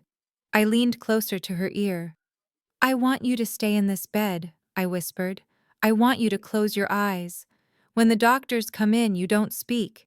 When Brad comes in, you don't move. You are confused. You are weak. You are fading away. She looked at me, understanding dawning in her eyes. He needs you to sign over the voting rights before the party, I continued. He will come here with a contract. He will try to get you to sign it while you are medicated. I want you to sign it, I said. What? She gasped. Sign it, I repeated. But sign it with your left hand. Make it look shaky. Make him think he has won. Make him feel safe. Because when a man feels safe, he gets careless. He will invite everyone to that party to witness his triumph. He will invite the press. He will invite the investors. And that is when we strike, I said. I will be there. And I won't be alone. I am bringing the FBI. But we need him to confess. We need him to say it out loud. Grandma Beatrice took a deep breath. She looked at the papers one last time, then looked at me. I saw something in her eyes that I hadn't seen in years. Respect. You are not the little girl who liked to read books anymore, are you? She said softly. No, I said. I am the woman you raised me to be. Suddenly the handle of the door jiggled, then a heavy pounding. Open the door, a voice shouted. It was the guard. The fire alarm had stopped. I looked at Grandma. Are you ready? I asked. She nodded. She laid back on the pillow. She let her mouth go slack. She closed her eyes. In an instant, the sharp businesswoman vanished, replaced by a frail, dying old lady. Go, she whispered without moving her lips. Go get him, Sophia. I pulled the chair away from the door and ran to the bathroom. I climbed out of the small window onto the fire escape just as the guards burst into the room. Hey, one of them shouted. The window is open. I didn't look back. I climbed down the metal ladder into the freezing night air. My heart was soaring. I had gone in to save my grandmother, but she had saved me too. She believed me. I ran to the waiting car where Mr. Carter's driver was waiting. Did you see her? The driver asked. I nodded, pulling off the surgical mask. Is she okay? He asked. I looked up at the window of room 402. She is better than okay, I said, a smile spreading across my face. She is awake, and she is waiting. Brad Miller thought he was playing chess with a pawn. He didn't realize the queen had just returned to the board. And in 48 hours, checkmate was going to be televised. The morning after I escaped from the hospital, the news broke across every major network in Atlanta. I sat in the safe house Mr. Carter had provided, watching the television screen with a cup of black coffee in my hand. The camera flashed to a press conference being held on the steps of St. Mary's Hospital. There was my grandmother sitting in a wheelchair looking smaller and frailer than I had ever seen her. A heavy wool blanket was draped over her lap, and her hands trembled visibly as she adjusted the microphone. Standing behind her like a pair of vultures were Brad and Keisha.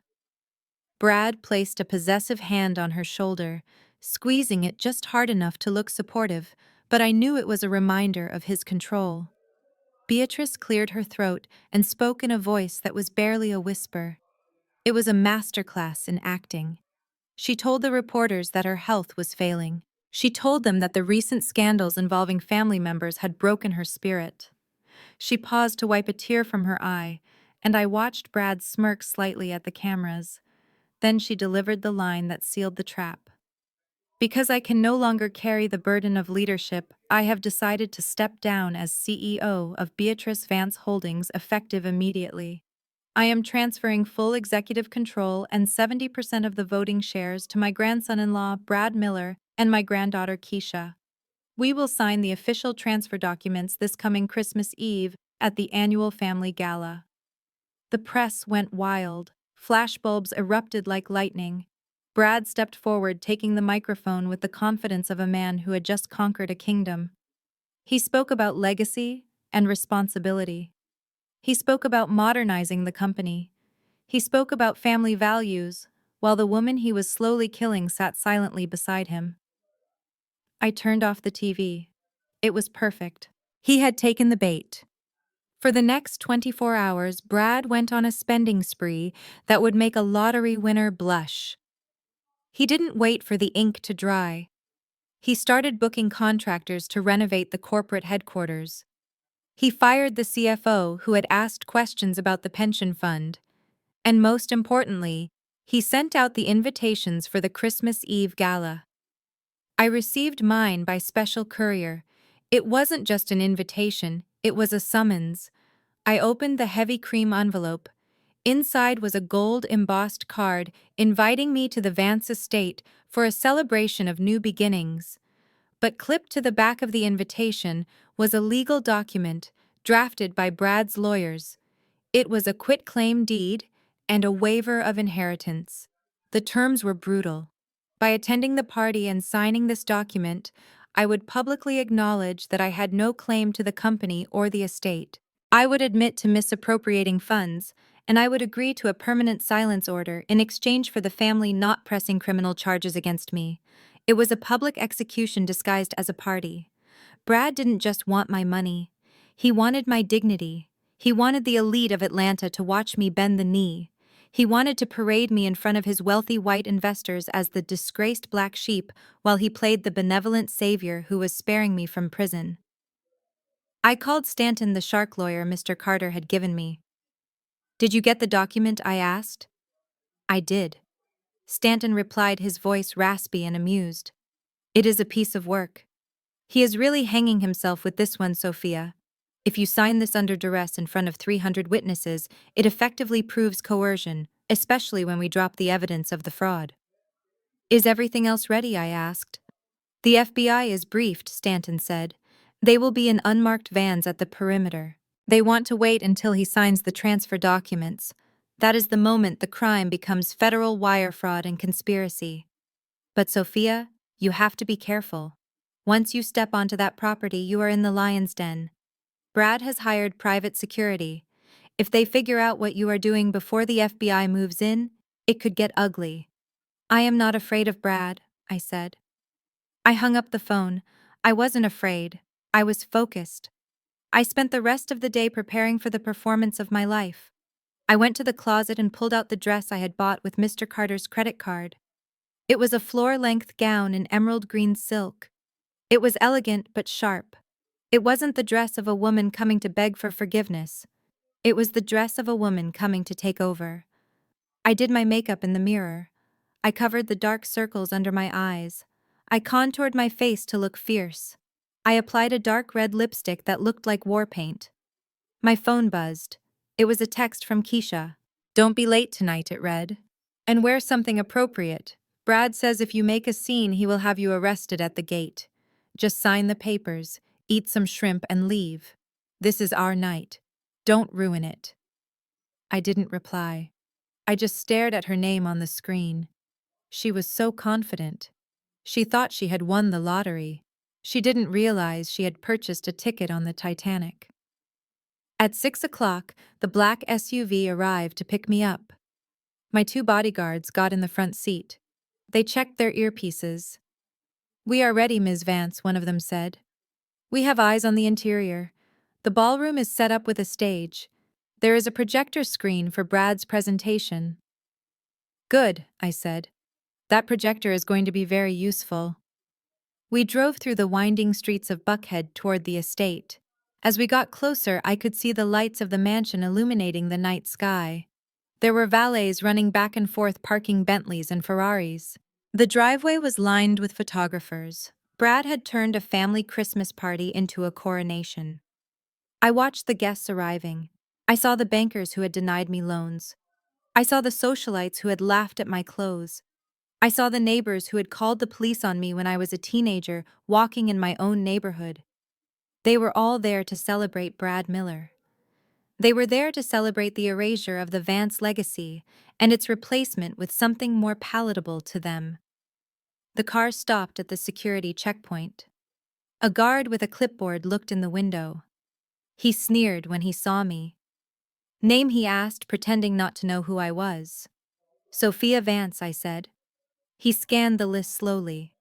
"Brad told me to make sure you check your bag," he said. "No recording devices. No weapons." I handed him my small clutch purse. He dug through it roughly. He found my lipstick, my ID, and a single USB drive. "What is this?" he asked, holding up the drive. "It is a digital copy of the waiver I need to sign." I lied smoothly. "My lawyer made some formatting changes. Brad needs to print this version if he wants my signature." The guard looked at the drive, then at me. He shrugged and tossed it back into the purse. He didn't know he had just handed me the match that would burn the house down. "You can go in," he said, "but behave yourself." The gate opened. We drove up the long driveway. The house looked magnificent. Wreaths hung from every window. Thousands of white lights draped the columns. It looked like a fairy tale, but inside I knew it was a house of cards. I stepped out of the car. The flashbulbs popped blindingly. Reporters shouted my name. "Sophia, is it true you stole the pension fund? Sophia, are you going to apologize to your grandmother tonight? Sophia, how does it feel to be the disgrace of the family?" I didn't answer. I didn't look down. I walked up the marble stairs with my head held high. I could hear the music drifting from inside. It was a jazz band playing Christmas carols. I reached the massive front doors. The butler opened them. The warmth of the house hit me, carrying the scent of pine and expensive perfume. I stood in the entryway looking into the grand ballroom. It was packed. Hundreds of people were drinking champagne and laughing. And there in the center of the room, on a raised platform, sat my grandmother in her wheelchair, looking like a prisoner on display. Next to her stood Brad, holding a glass of scotch, laughing with a group of investors. He saw me. The room went quiet as heads turned. Brad raised his glass and smiled. A shark smiling at a seal. "Ah, Sophia," he called out, his voice booming over the crowd. "You made it. We were just talking about you. Come in.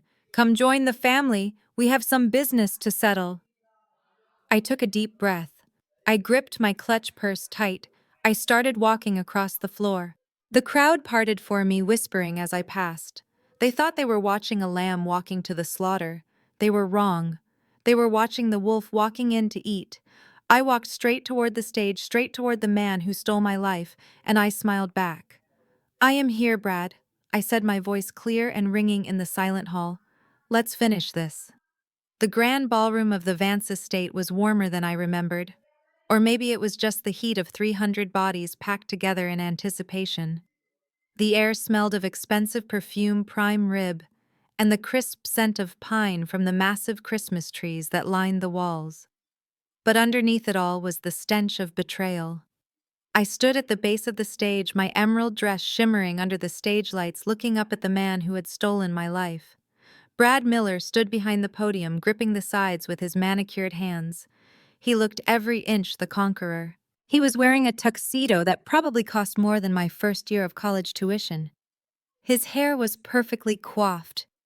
His smile was dazzling, practicing the kind of false humility that wealthy people use to mask their greed.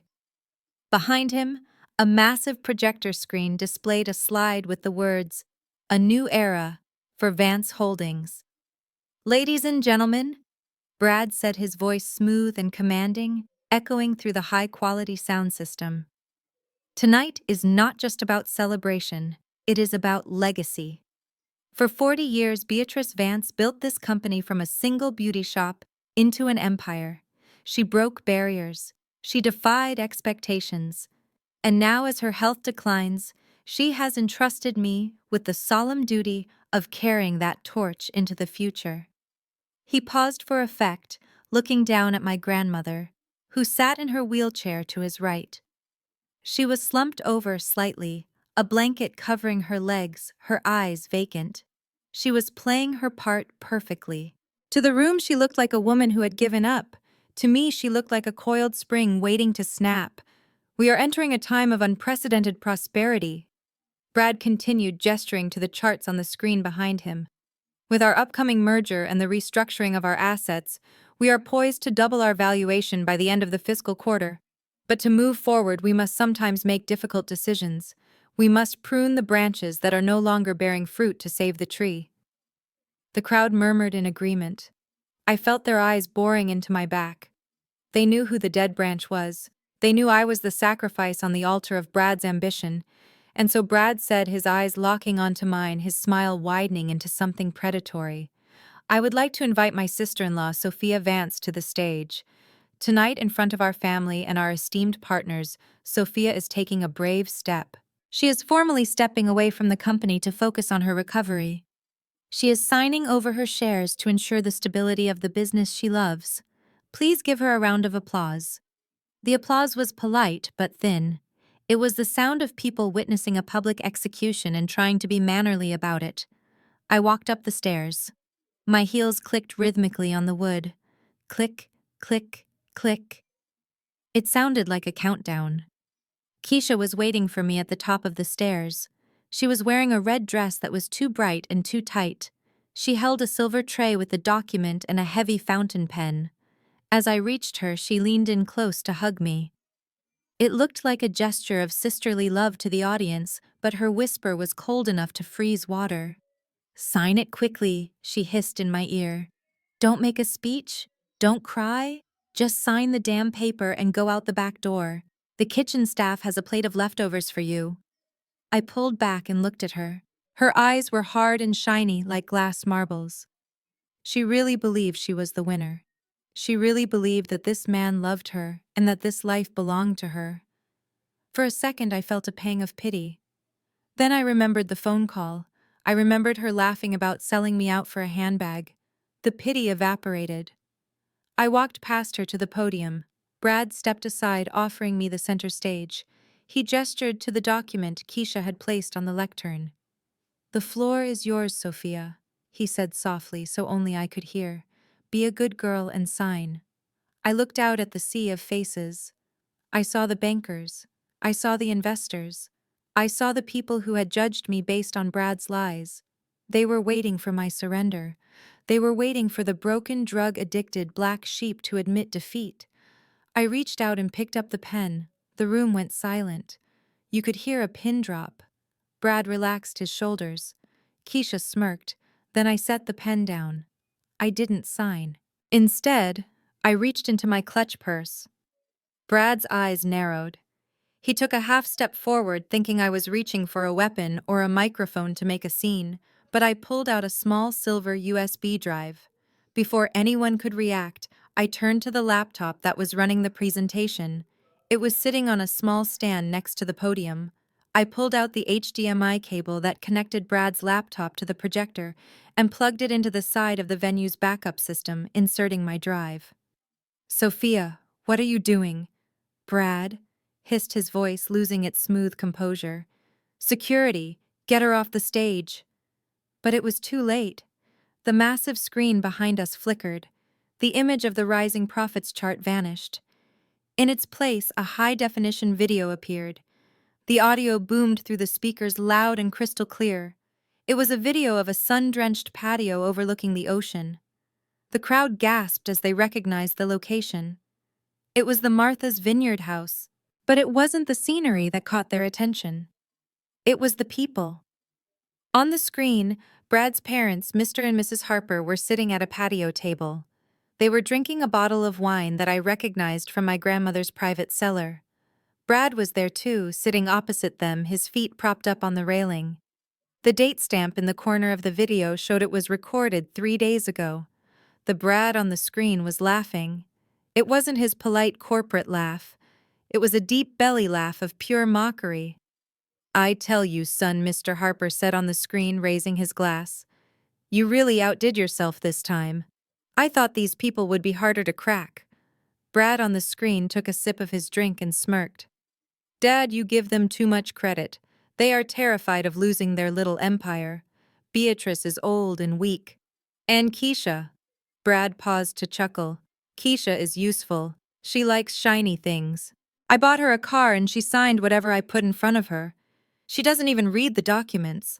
The real Keisha, standing a few feet away from me on the stage, let out a strangled gasp. She took a step back, her hand covering her mouth. But the video wasn't done. Mrs. Harper leaned into the frame. "Well, I am just glad we finally got the deed sorted," she said. "I hated living in Florida. This house is much more suitable for us." "But Brad, honey, are you sure the sister won't be a problem? That Sophia girl seems sharp." Brad on the screen waved his hand dismissively. "Sophia is a nobody, Mom.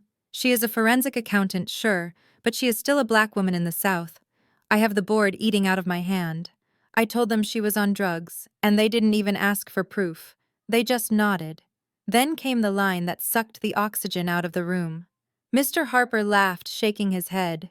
"It is amazing, isn't it? You can take everything they built over 40 years, and they thank you for it, because you put on a suit and speak their language.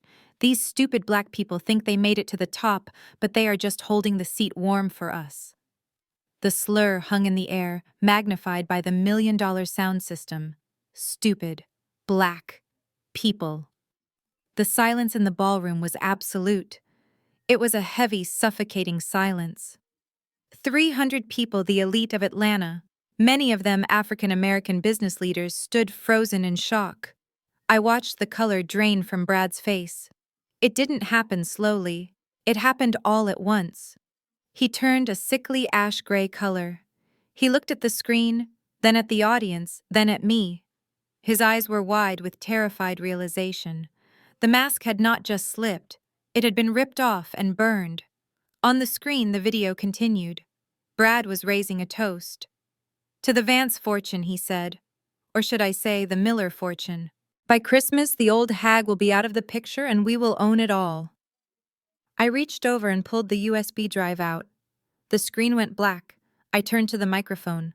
The silence was still unbroken. No one moved. No one breathed. Even the waiters had stopped with their trays suspended in midair. I looked at Brad. He was trembling. His mouth opened and closed, but no sound came out.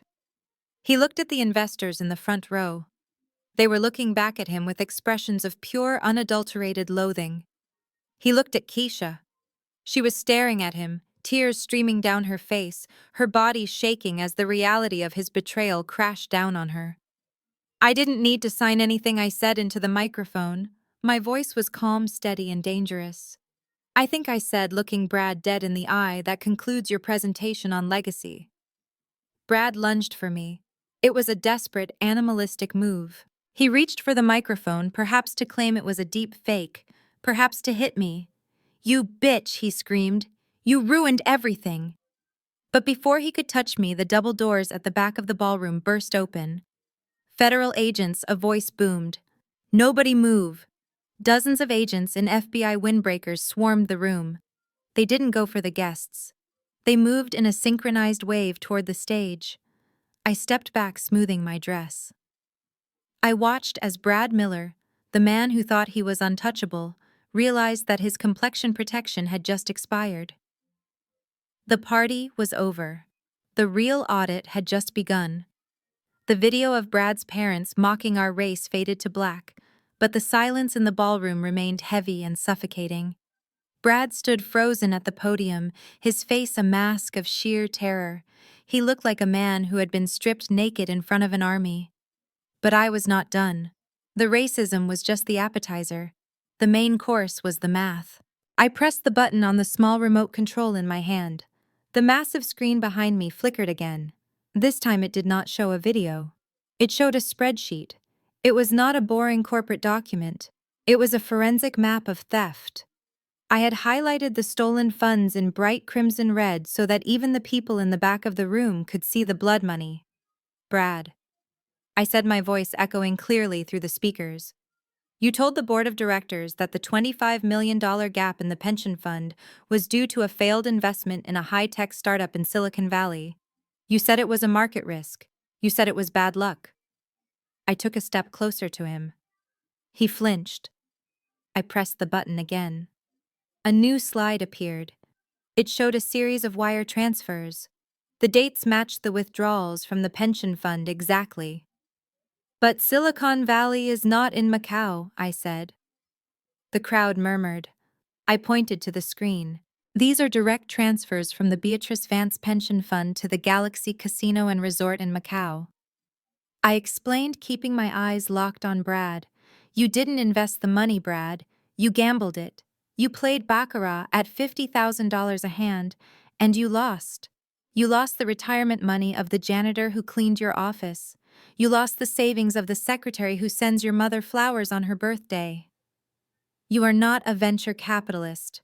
You are a degenerate gambler with a platinum credit card that doesn't belong to you. No? Brad stammered, his sweat dripping onto his pristine tuxedo. That is a lie. Those are fabricated. I didn't argue. I just clicked the remote. Slide number 3. This one was personal. This one was for my sister. You also told my sister Keisha that the money was tight this year because of the merger, I said. You told her she couldn't buy that vacation home in Aspen because we needed to be liquid. You told her you were making sacrifices for the family. I looked down at Keisha, who was standing at the foot of the stage. She was trembling, clutching the edge of the stage, her mascara running down her cheeks. Keisha, look at the screen, I said softly. The slide showed credit card statements. But these weren't for casinos. They were for luxury boutiques. Cartier, Chanel, Tiffany, and a lease agreement for a penthouse apartment in Miami South Beach. Who is Elena Rodriguez, Brad? I asked. Brad's eyes bulged. He lunged for the laptop, trying to rip the cords out, but I stepped in front of him, blocking his path. Elena Rodriguez is the woman living in the Miami penthouse you paid for with company funds, I continued. And look at this transaction date, December 14th. That was 3 days ago. You bought a diamond choker necklace worth $150,000. I looked at Keisha's neck. She was wearing a simple gold chain. Keisha, I asked, did you get a diamond choker for Christmas? Keisha made a sound that was half sob and half scream. She looked at Brad. Her eyes were wide with a realization that was far more painful than the financial ruin. He hadn't just stolen from her grandmother. He hadn't just mocked her race. He had replaced her. You told me you were in meetings, Keisha whispered, her voice shaking. You told me you were working late to save the company. Brad held up his hands, backing away. Keisha, baby, listen to me. She is crazy. Sophia fabricated this. Elena is just a consultant. She is an interior designer for the new office. A consultant, I interrupted, clicking to the next slide. It was a photo from a social media account. It showed Brad and a beautiful brunette woman on a yacht. The caption read, "My love buying me the world." The date was Keisha's birthday. That was the match that lit the powder keg. Keisha didn't scream. She roared. It was a primal sound of pure feminine rage. She scrambled up the stairs of the stage in her tight red dress, moving faster than I had ever seen her move. "You lying snake," she shrieked. She threw herself at him. Her manicured nails, the ones he had paid for, became claws. She went for his face. Brad stumbled back, tripping over the microphone stand. They fell to the floor in a tangle of limbs and satin. The podium crashed over with a deafening boom. Keisha was hitting him, scratching him, tearing at his expensive tuxedo. "You cheated on me," she screamed over and over. "You stole my money and gave it to her," security Brad yelled, trying to shield his face. "Get this crazy bitch off me." The private security guards Brad had hired rushed the stage, but before they could lay a hand on my sister, the double doors at the main entrance exploded inward. This time, it wasn't the butler. "Federal agents," a voice boomed like thunder. "Everyone stay where you are." A dozen men and women in blue windbreakers with yellow FBI lettering stormed into the ballroom. They moved with military precision. Behind them came agents from the IRS Criminal Investigation Division, their badges flashing under the chandeliers. The guests screamed and scattered, dropping champagne glasses that shattered on the marble floor. But the agents ignored them.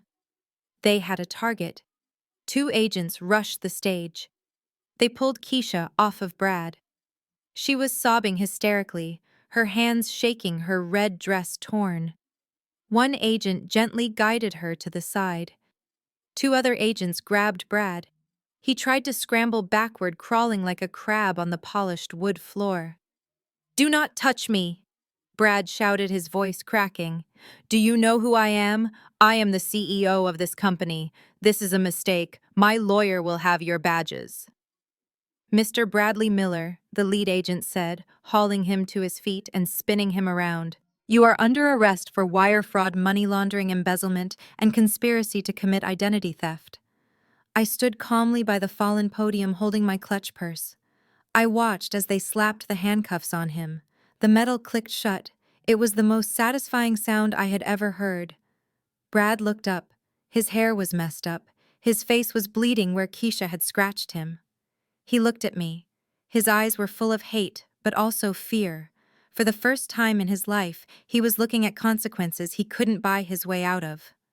"Sophia," he spat. "You did this. You ruined the family." I walked over to him. I leaned in close so only he could hear me over the chaos of the room. "I didn't ruin the family, Brad," I whispered. "I audited it, and you didn't pass." The agents dragged him away. He was kicking and screaming, demanding to call his father. I watched him go. I watched the man who had called me a junkie, who had made me homeless, who had tried to kill my grandmother, being dragged out like the common criminal he was. I looked over at Keisha. She was sitting on a chair the agents had provided, her face buried in her hands. She had lost everything tonight. Her husband, her money, her illusion of a perfect life. But she was free. She just didn't know it yet. Then I looked down at the front row. My grandmother, Beatrice Vance, was sitting in her wheelchair. The blanket had fallen off her lap. She was sitting up straight. Her eyes were clear and sharp. She looked at the empty stage where Brad had stood. Then she looked at me. She didn't smile. She didn't need to. She just gave me a single slow nod. It was a salute from one general to another. The room was still full of panicked guests and shouting agents, but for a moment it felt like just the two of us. I had saved her legacy. I had cleaned the house. An IRS agent approached me. "Vance," he said respectfully. "We have the warrant for the computers in the back office. We will need your statement regarding the documents you provided." I handed him the USB drive. "Everything is there," I said. "Every transaction, every forgery, every lie." I looked around the glittering ballroom one last time. The party was over. The decorations looked garish now under the harsh lights of the police investigation. But as I walked down the stairs of the stage, my heels clicking on the floor, I didn't feel like a guest at a ruined party. I felt like the owner inspecting a demolition site, ready to build something new on the ashes. The ballroom in Atlanta was being cleared as evidence, but hundreds of miles away in the pitch-black darkness of Martha's Vineyard, the final act of my revenge was just beginning. It was 2 a.m. The ocean was crashing against the cliffs below the estate at 12 Ocean View Drive. Inside the house, Mr. and Mrs. Harper were sleeping soundly in the master suite wrapped in 400 thread-count Egyptian cotton sheets that my grandmother had paid for. They were dreaming of their comfortable retirement. They were dreaming of the yacht club lunches and the respect they felt they deserved. They had no idea that the nightmare was parked at the bottom of their driveway. I sat in a private room at the back of the hotel ballroom holding my phone. On the screen was a live video call. It was Agent Stanton, the federal liaison Mr. Carter had arranged for me.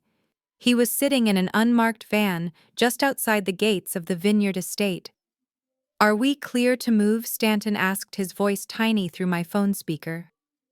I looked at the clock on the wall. Brad was already being processed at the Central Precinct in Atlanta. The wire transfers had been frozen. The confession video was trending on Twitter. "Execute the warrant," I said. "Take my house back." Stanton signaled to the team outside. On the screen, I watched as 3 black SUVs rolled silently up the gravel driveway. They did not use sirens. There were no flashing lights to warn the neighbors. This was a federal raid, and the element of surprise was their greatest weapon. The Edgartown police were there too, but this time they were not there to protect the Harpers. They were there to assist the FBI.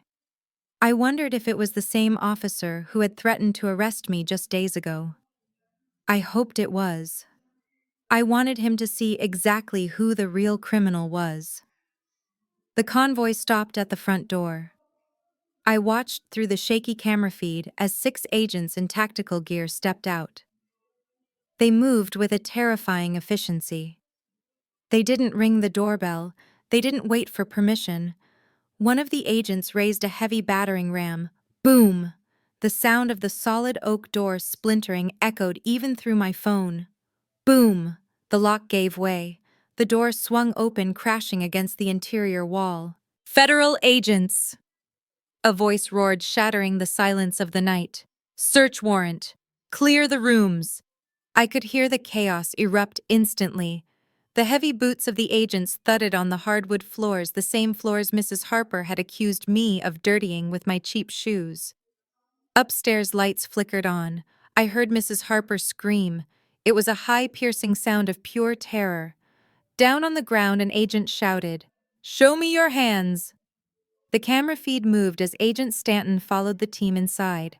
They stormed up the grand staircase. I watched as they kicked open the door to the master bedroom. Mr. Harper was sitting up in bed, blinking blindly in the harsh beams of the tactical flashlights. He was wearing silk pajamas, his face pale and puffy with sleep. Mrs. Harper was clutching the duvet to her chest, screaming hysterically. "What is the meaning of this?" Mr. Harper bellowed, trying to summon the authority he thought he possessed. "Do you know who I am? Get out of my house. Get out of bed now," an agent commanded, aiming his weapon at the floor. Mrs. Harper began to cry. "Robert, do something! They are pointing guns at us." Mr. Harper scrambled out of bed, his hands shaking. "You are making a mistake. My son owns this house. Call the chief of police.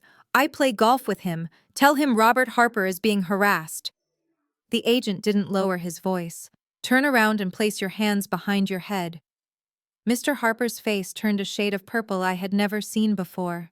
He wasn't used to being given orders. He was used to giving them. "We are respectable citizens," he shouted, his voice cracking. "We are white. You cannot treat us like criminals. Go raid the inner city. We belong here." I watched from my phone screen thousands of miles away and felt a cold smile spread across my face. There it was, the entitlement. The belief that their skin color was a shield that could deflect federal law. The agent holstered his weapon and pulled out a pair of handcuffs. The metallic click as he snapped them onto Mr. Harper's wrists was loud and final.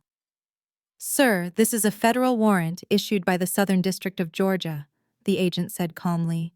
"Skin color does not grant immunity from conspiracy to commit wire fraud and possession of stolen assets. You are under arrest." Mrs. Harper lunged at the agent, trying to pull him away from her husband. "You leave him alone!" she shrieked. "You are hurting him!" Another agent grabbed her. "Ma'am, you are also under arrest for being an accomplice to money laundering and for trespassing on seized property." Trespassing, she screamed as the cuffs were slapped onto her wrists. We have a lease. We have a lease for life. Your lease is a forgery, ma'am, the agent said, pulling her toward the door. And your son is currently in a holding cell in Atlanta. He gave you up about 20 minutes ago to try and get a plea deal. That shut her up. The silence that followed was heavy and absolute. Mrs. Harper looked at her husband. Mr. Harper looked at the floor. The reality of their situation crashed down on them like a tidal wave. Their son, their golden boy, the one who had promised them the world, had sold them out the moment the handcuffs touched his skin. I watched as they were led out of the bedroom. They looked small. They looked old. Without their arrogance and their stolen wealth, they were just two pathetic people in pajamas being dragged out of a house that never belonged to them. Agent Stanton walked them down the stairs. As they reached the foyer, Mrs. Harper looked at the camera Stanton was holding. She must have realized someone was watching. "Who is that?" she demanded. "Who are you filming for?" Stanton turned the phone screen around so they could see me. I was sitting in the ballroom, still wearing my emerald green dress, holding a glass of vintage red wine that I had taken from the celebration table. "Hello, Mrs. Harper," I said softly. She stopped dead in her tracks. Her eyes bulged. "You," she hissed. "You did this, you ungrateful little—" I took a slow sip of the wine. It tasted like victory. "I told you I was the owner," I said, my voice calm and steady. "And I believe I told you to get off my property." She tried to lunge at the phone, but the agents held her back. "You will pay for this," Mr. Harper shouted as they dragged him out the door. "We will sue you. We will take everything." "You have nothing left to take, Robert," I said. "The bank accounts are frozen. The pension fund is being recovered, and Ironclad Capital has already started the foreclosure paperwork on your own house in Florida to pay back your son's debts. You are homeless, just like you wanted me to be." The agents pushed them out into the cold night air. I watched as they were loaded into the back of the police SUVs. The same SUVs that had followed me out of town just days ago were now taking them to a federal detention center. Stanton turned the camera back to the house. The front door was hanging off its hinges. The beautiful foyer was filled with muddy boot prints. But to me, it looked perfect. It looked clean. "We will secure the perimeter," Ms. Vance Stanton said. "The locks will be changed by morning." "Thank you, Agent," I said. "Make sure you throw away the wine they opened. I don't want anything they touched left in my house." I hung up the phone. I sat there for a long moment in the silence of the empty room. I looked at the glass of wine in my hand. My hand wasn't shaking anymore. The knot of fear that had been in my stomach for weeks was gone. I thought about the night I slept in my car in the freezing cold. I thought about the look on my grandmother's face when she thought I had betrayed her. I thought about the way the Harpers had looked at me through the gate like I was dirt. They had tried to bury me. They had tried to erase me. But they forgot that you cannot bury a seed and expect it not to grow. I had grown. I had grown thorns. And I had grown strong. I finished the wine and set the glass down. I stood up and smoothed my dress. I had a grandmother to visit. I had a company to rebuild. And I had a life to live. The war was over. And for the first time in a long time, the ledger was balanced. The trial of Brad Miller lasted 3 weeks, but the jury only needed 4 hours to decide his fate. I sat in the front row of the federal courthouse, wearing the same emerald green suit I had worn the night I exposed him. I watched the back of his head as the foreman stood up. Brad was trembling. The arrogance that had defined him for years had evaporated, leaving behind a small, frightened man in a cheap suit provided by his public defender. Guilty on all counts. The judge did not show mercy. He called Brad a predator who preyed on the elderly and the trusting. He sentenced him to 15 years in federal prison without the possibility of parole. As the marshals led him away, Brad turned to look at me one last time. He didn't scream or curse. He just looked confused, as if he still couldn't understand how the girl sleeping in her car had managed to topple his empire. Keisha did not go to prison. Because she cooperated with the prosecution and testified against her husband, she received 5 years of probation. But in many ways, her punishment was worse than a cell. The government seized everything. The Porsche was towed away. The designer clothes were auctioned off to pay back the victims. The penthouse in Miami was foreclosed. I saw her last week. I stopped by a discount grocery store in downtown Atlanta to pick up some fruit. I was standing in the checkout line when I saw the cashier. She was wearing a faded blue smock with a plastic name tag that looked crooked. Her hair was pulled back in a messy bun and she looked 10 years older than she was.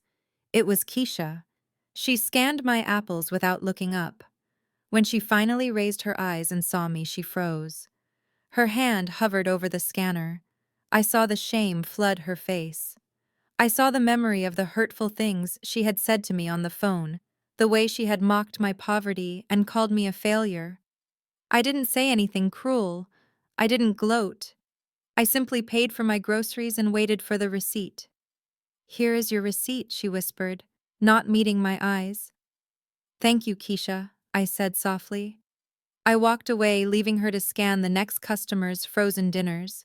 She had chosen the golden handcuffs of a narcissist over the loyalty of her sister, and now she was left with nothing but the consequences of that choice. As for the company, the damage Brad had done was catastrophic. Beatrice Vance Holdings was bleeding money. The reputation was in tatters, and the creditors were circling like vultures. My grandmother wanted me to take over. She begged me to step in as CEO and try to salvage the legacy.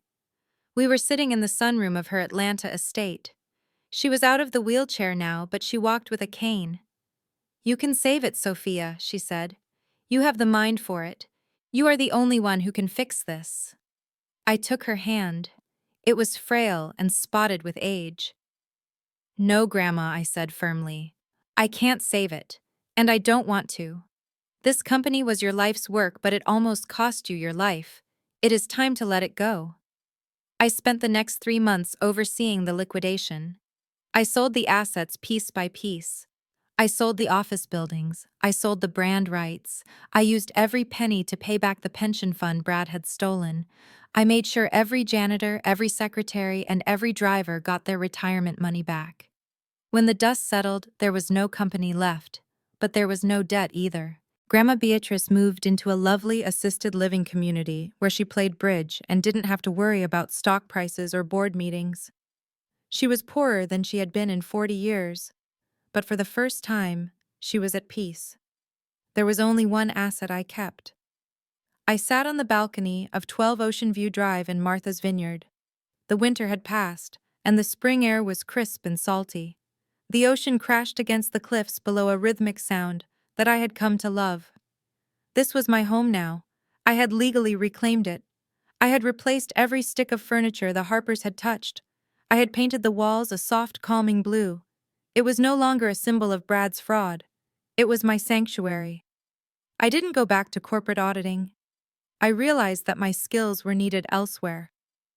I opened a boutique consulting firm called Vance Financial Protection.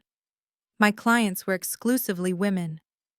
I helped women who were going through divorces find the money their husbands were hiding. I helped grandmothers protect their estates from greedy relatives. I helped young heiresses understand their trust so they wouldn't be manipulated. I was busy. I was successful. And I was free. My phone buzzed on the patio table. It was a notification from my bank. I picked it up and unlocked the screen. My heart skipped a beat. Incoming wire transfer. U.S. Treasury Department. The amount made me laugh out loud. $3 million. It was the whistleblower award. The IRS pays a percentage of the taxes recovered from tax cheats to the person who turned them in. By exposing Brad's massive money laundering operation and his offshore accounts, I had helped the government recover tens of millions in unpaid taxes and penalties. And this was my cut. I stared at the number, $3 million. It was more money than Brad had ever given me. It was more money than Keisha had ever seen. And I had earned it not by stealing, not by marrying rich, but by telling the truth. I picked up my glass of wine and walked to the railing. The sun was setting, painting the sky in shades of purple and gold. I thought about that Thanksgiving dinner. I thought about the $50 bill Brad had thrown at me. I thought about the way they had looked at me like I was garbage. They had tried to bury me, but they didn't know I was a seed. And now, looking at my beautiful home and my bank account, I realized that they had done me a favor. They had pushed me off the cliff so I would be forced to learn how to fly. I raised my glass to the empty ocean and the ghost of the man sitting in a cell in federal prison. "Thank you for Thanksgiving dinner, Brad," I said, smiling as the wind caught my hair. I took a sip of wine and turned back to my laptop. I had a new client meeting in 10 minutes. A woman in Chicago suspected her husband was hiding assets in cryptocurrency. I cracked my knuckles and started typing. The auditor was open for business. "My journey taught me that your greatest weapon is not your inheritance, but your competence. When my family tried to erase me, I didn't beg for their validation. I audited their lies. I learned that betrayal is often a clearing for a better foundation. We often fear being stripped of our titles and comfort, but hitting rock bottom provides the solid ground needed to build something authentic. True power comes when you stop fearing the collapse and start trusting your ability to rebuild." They tried to bury me, but they forgot I was a seed waiting to bloom. If this story of justice resonated with you, please hit the like button and subscribe to my channel to hear more authentic stories of resilience, growth, and the power of standing in your truth.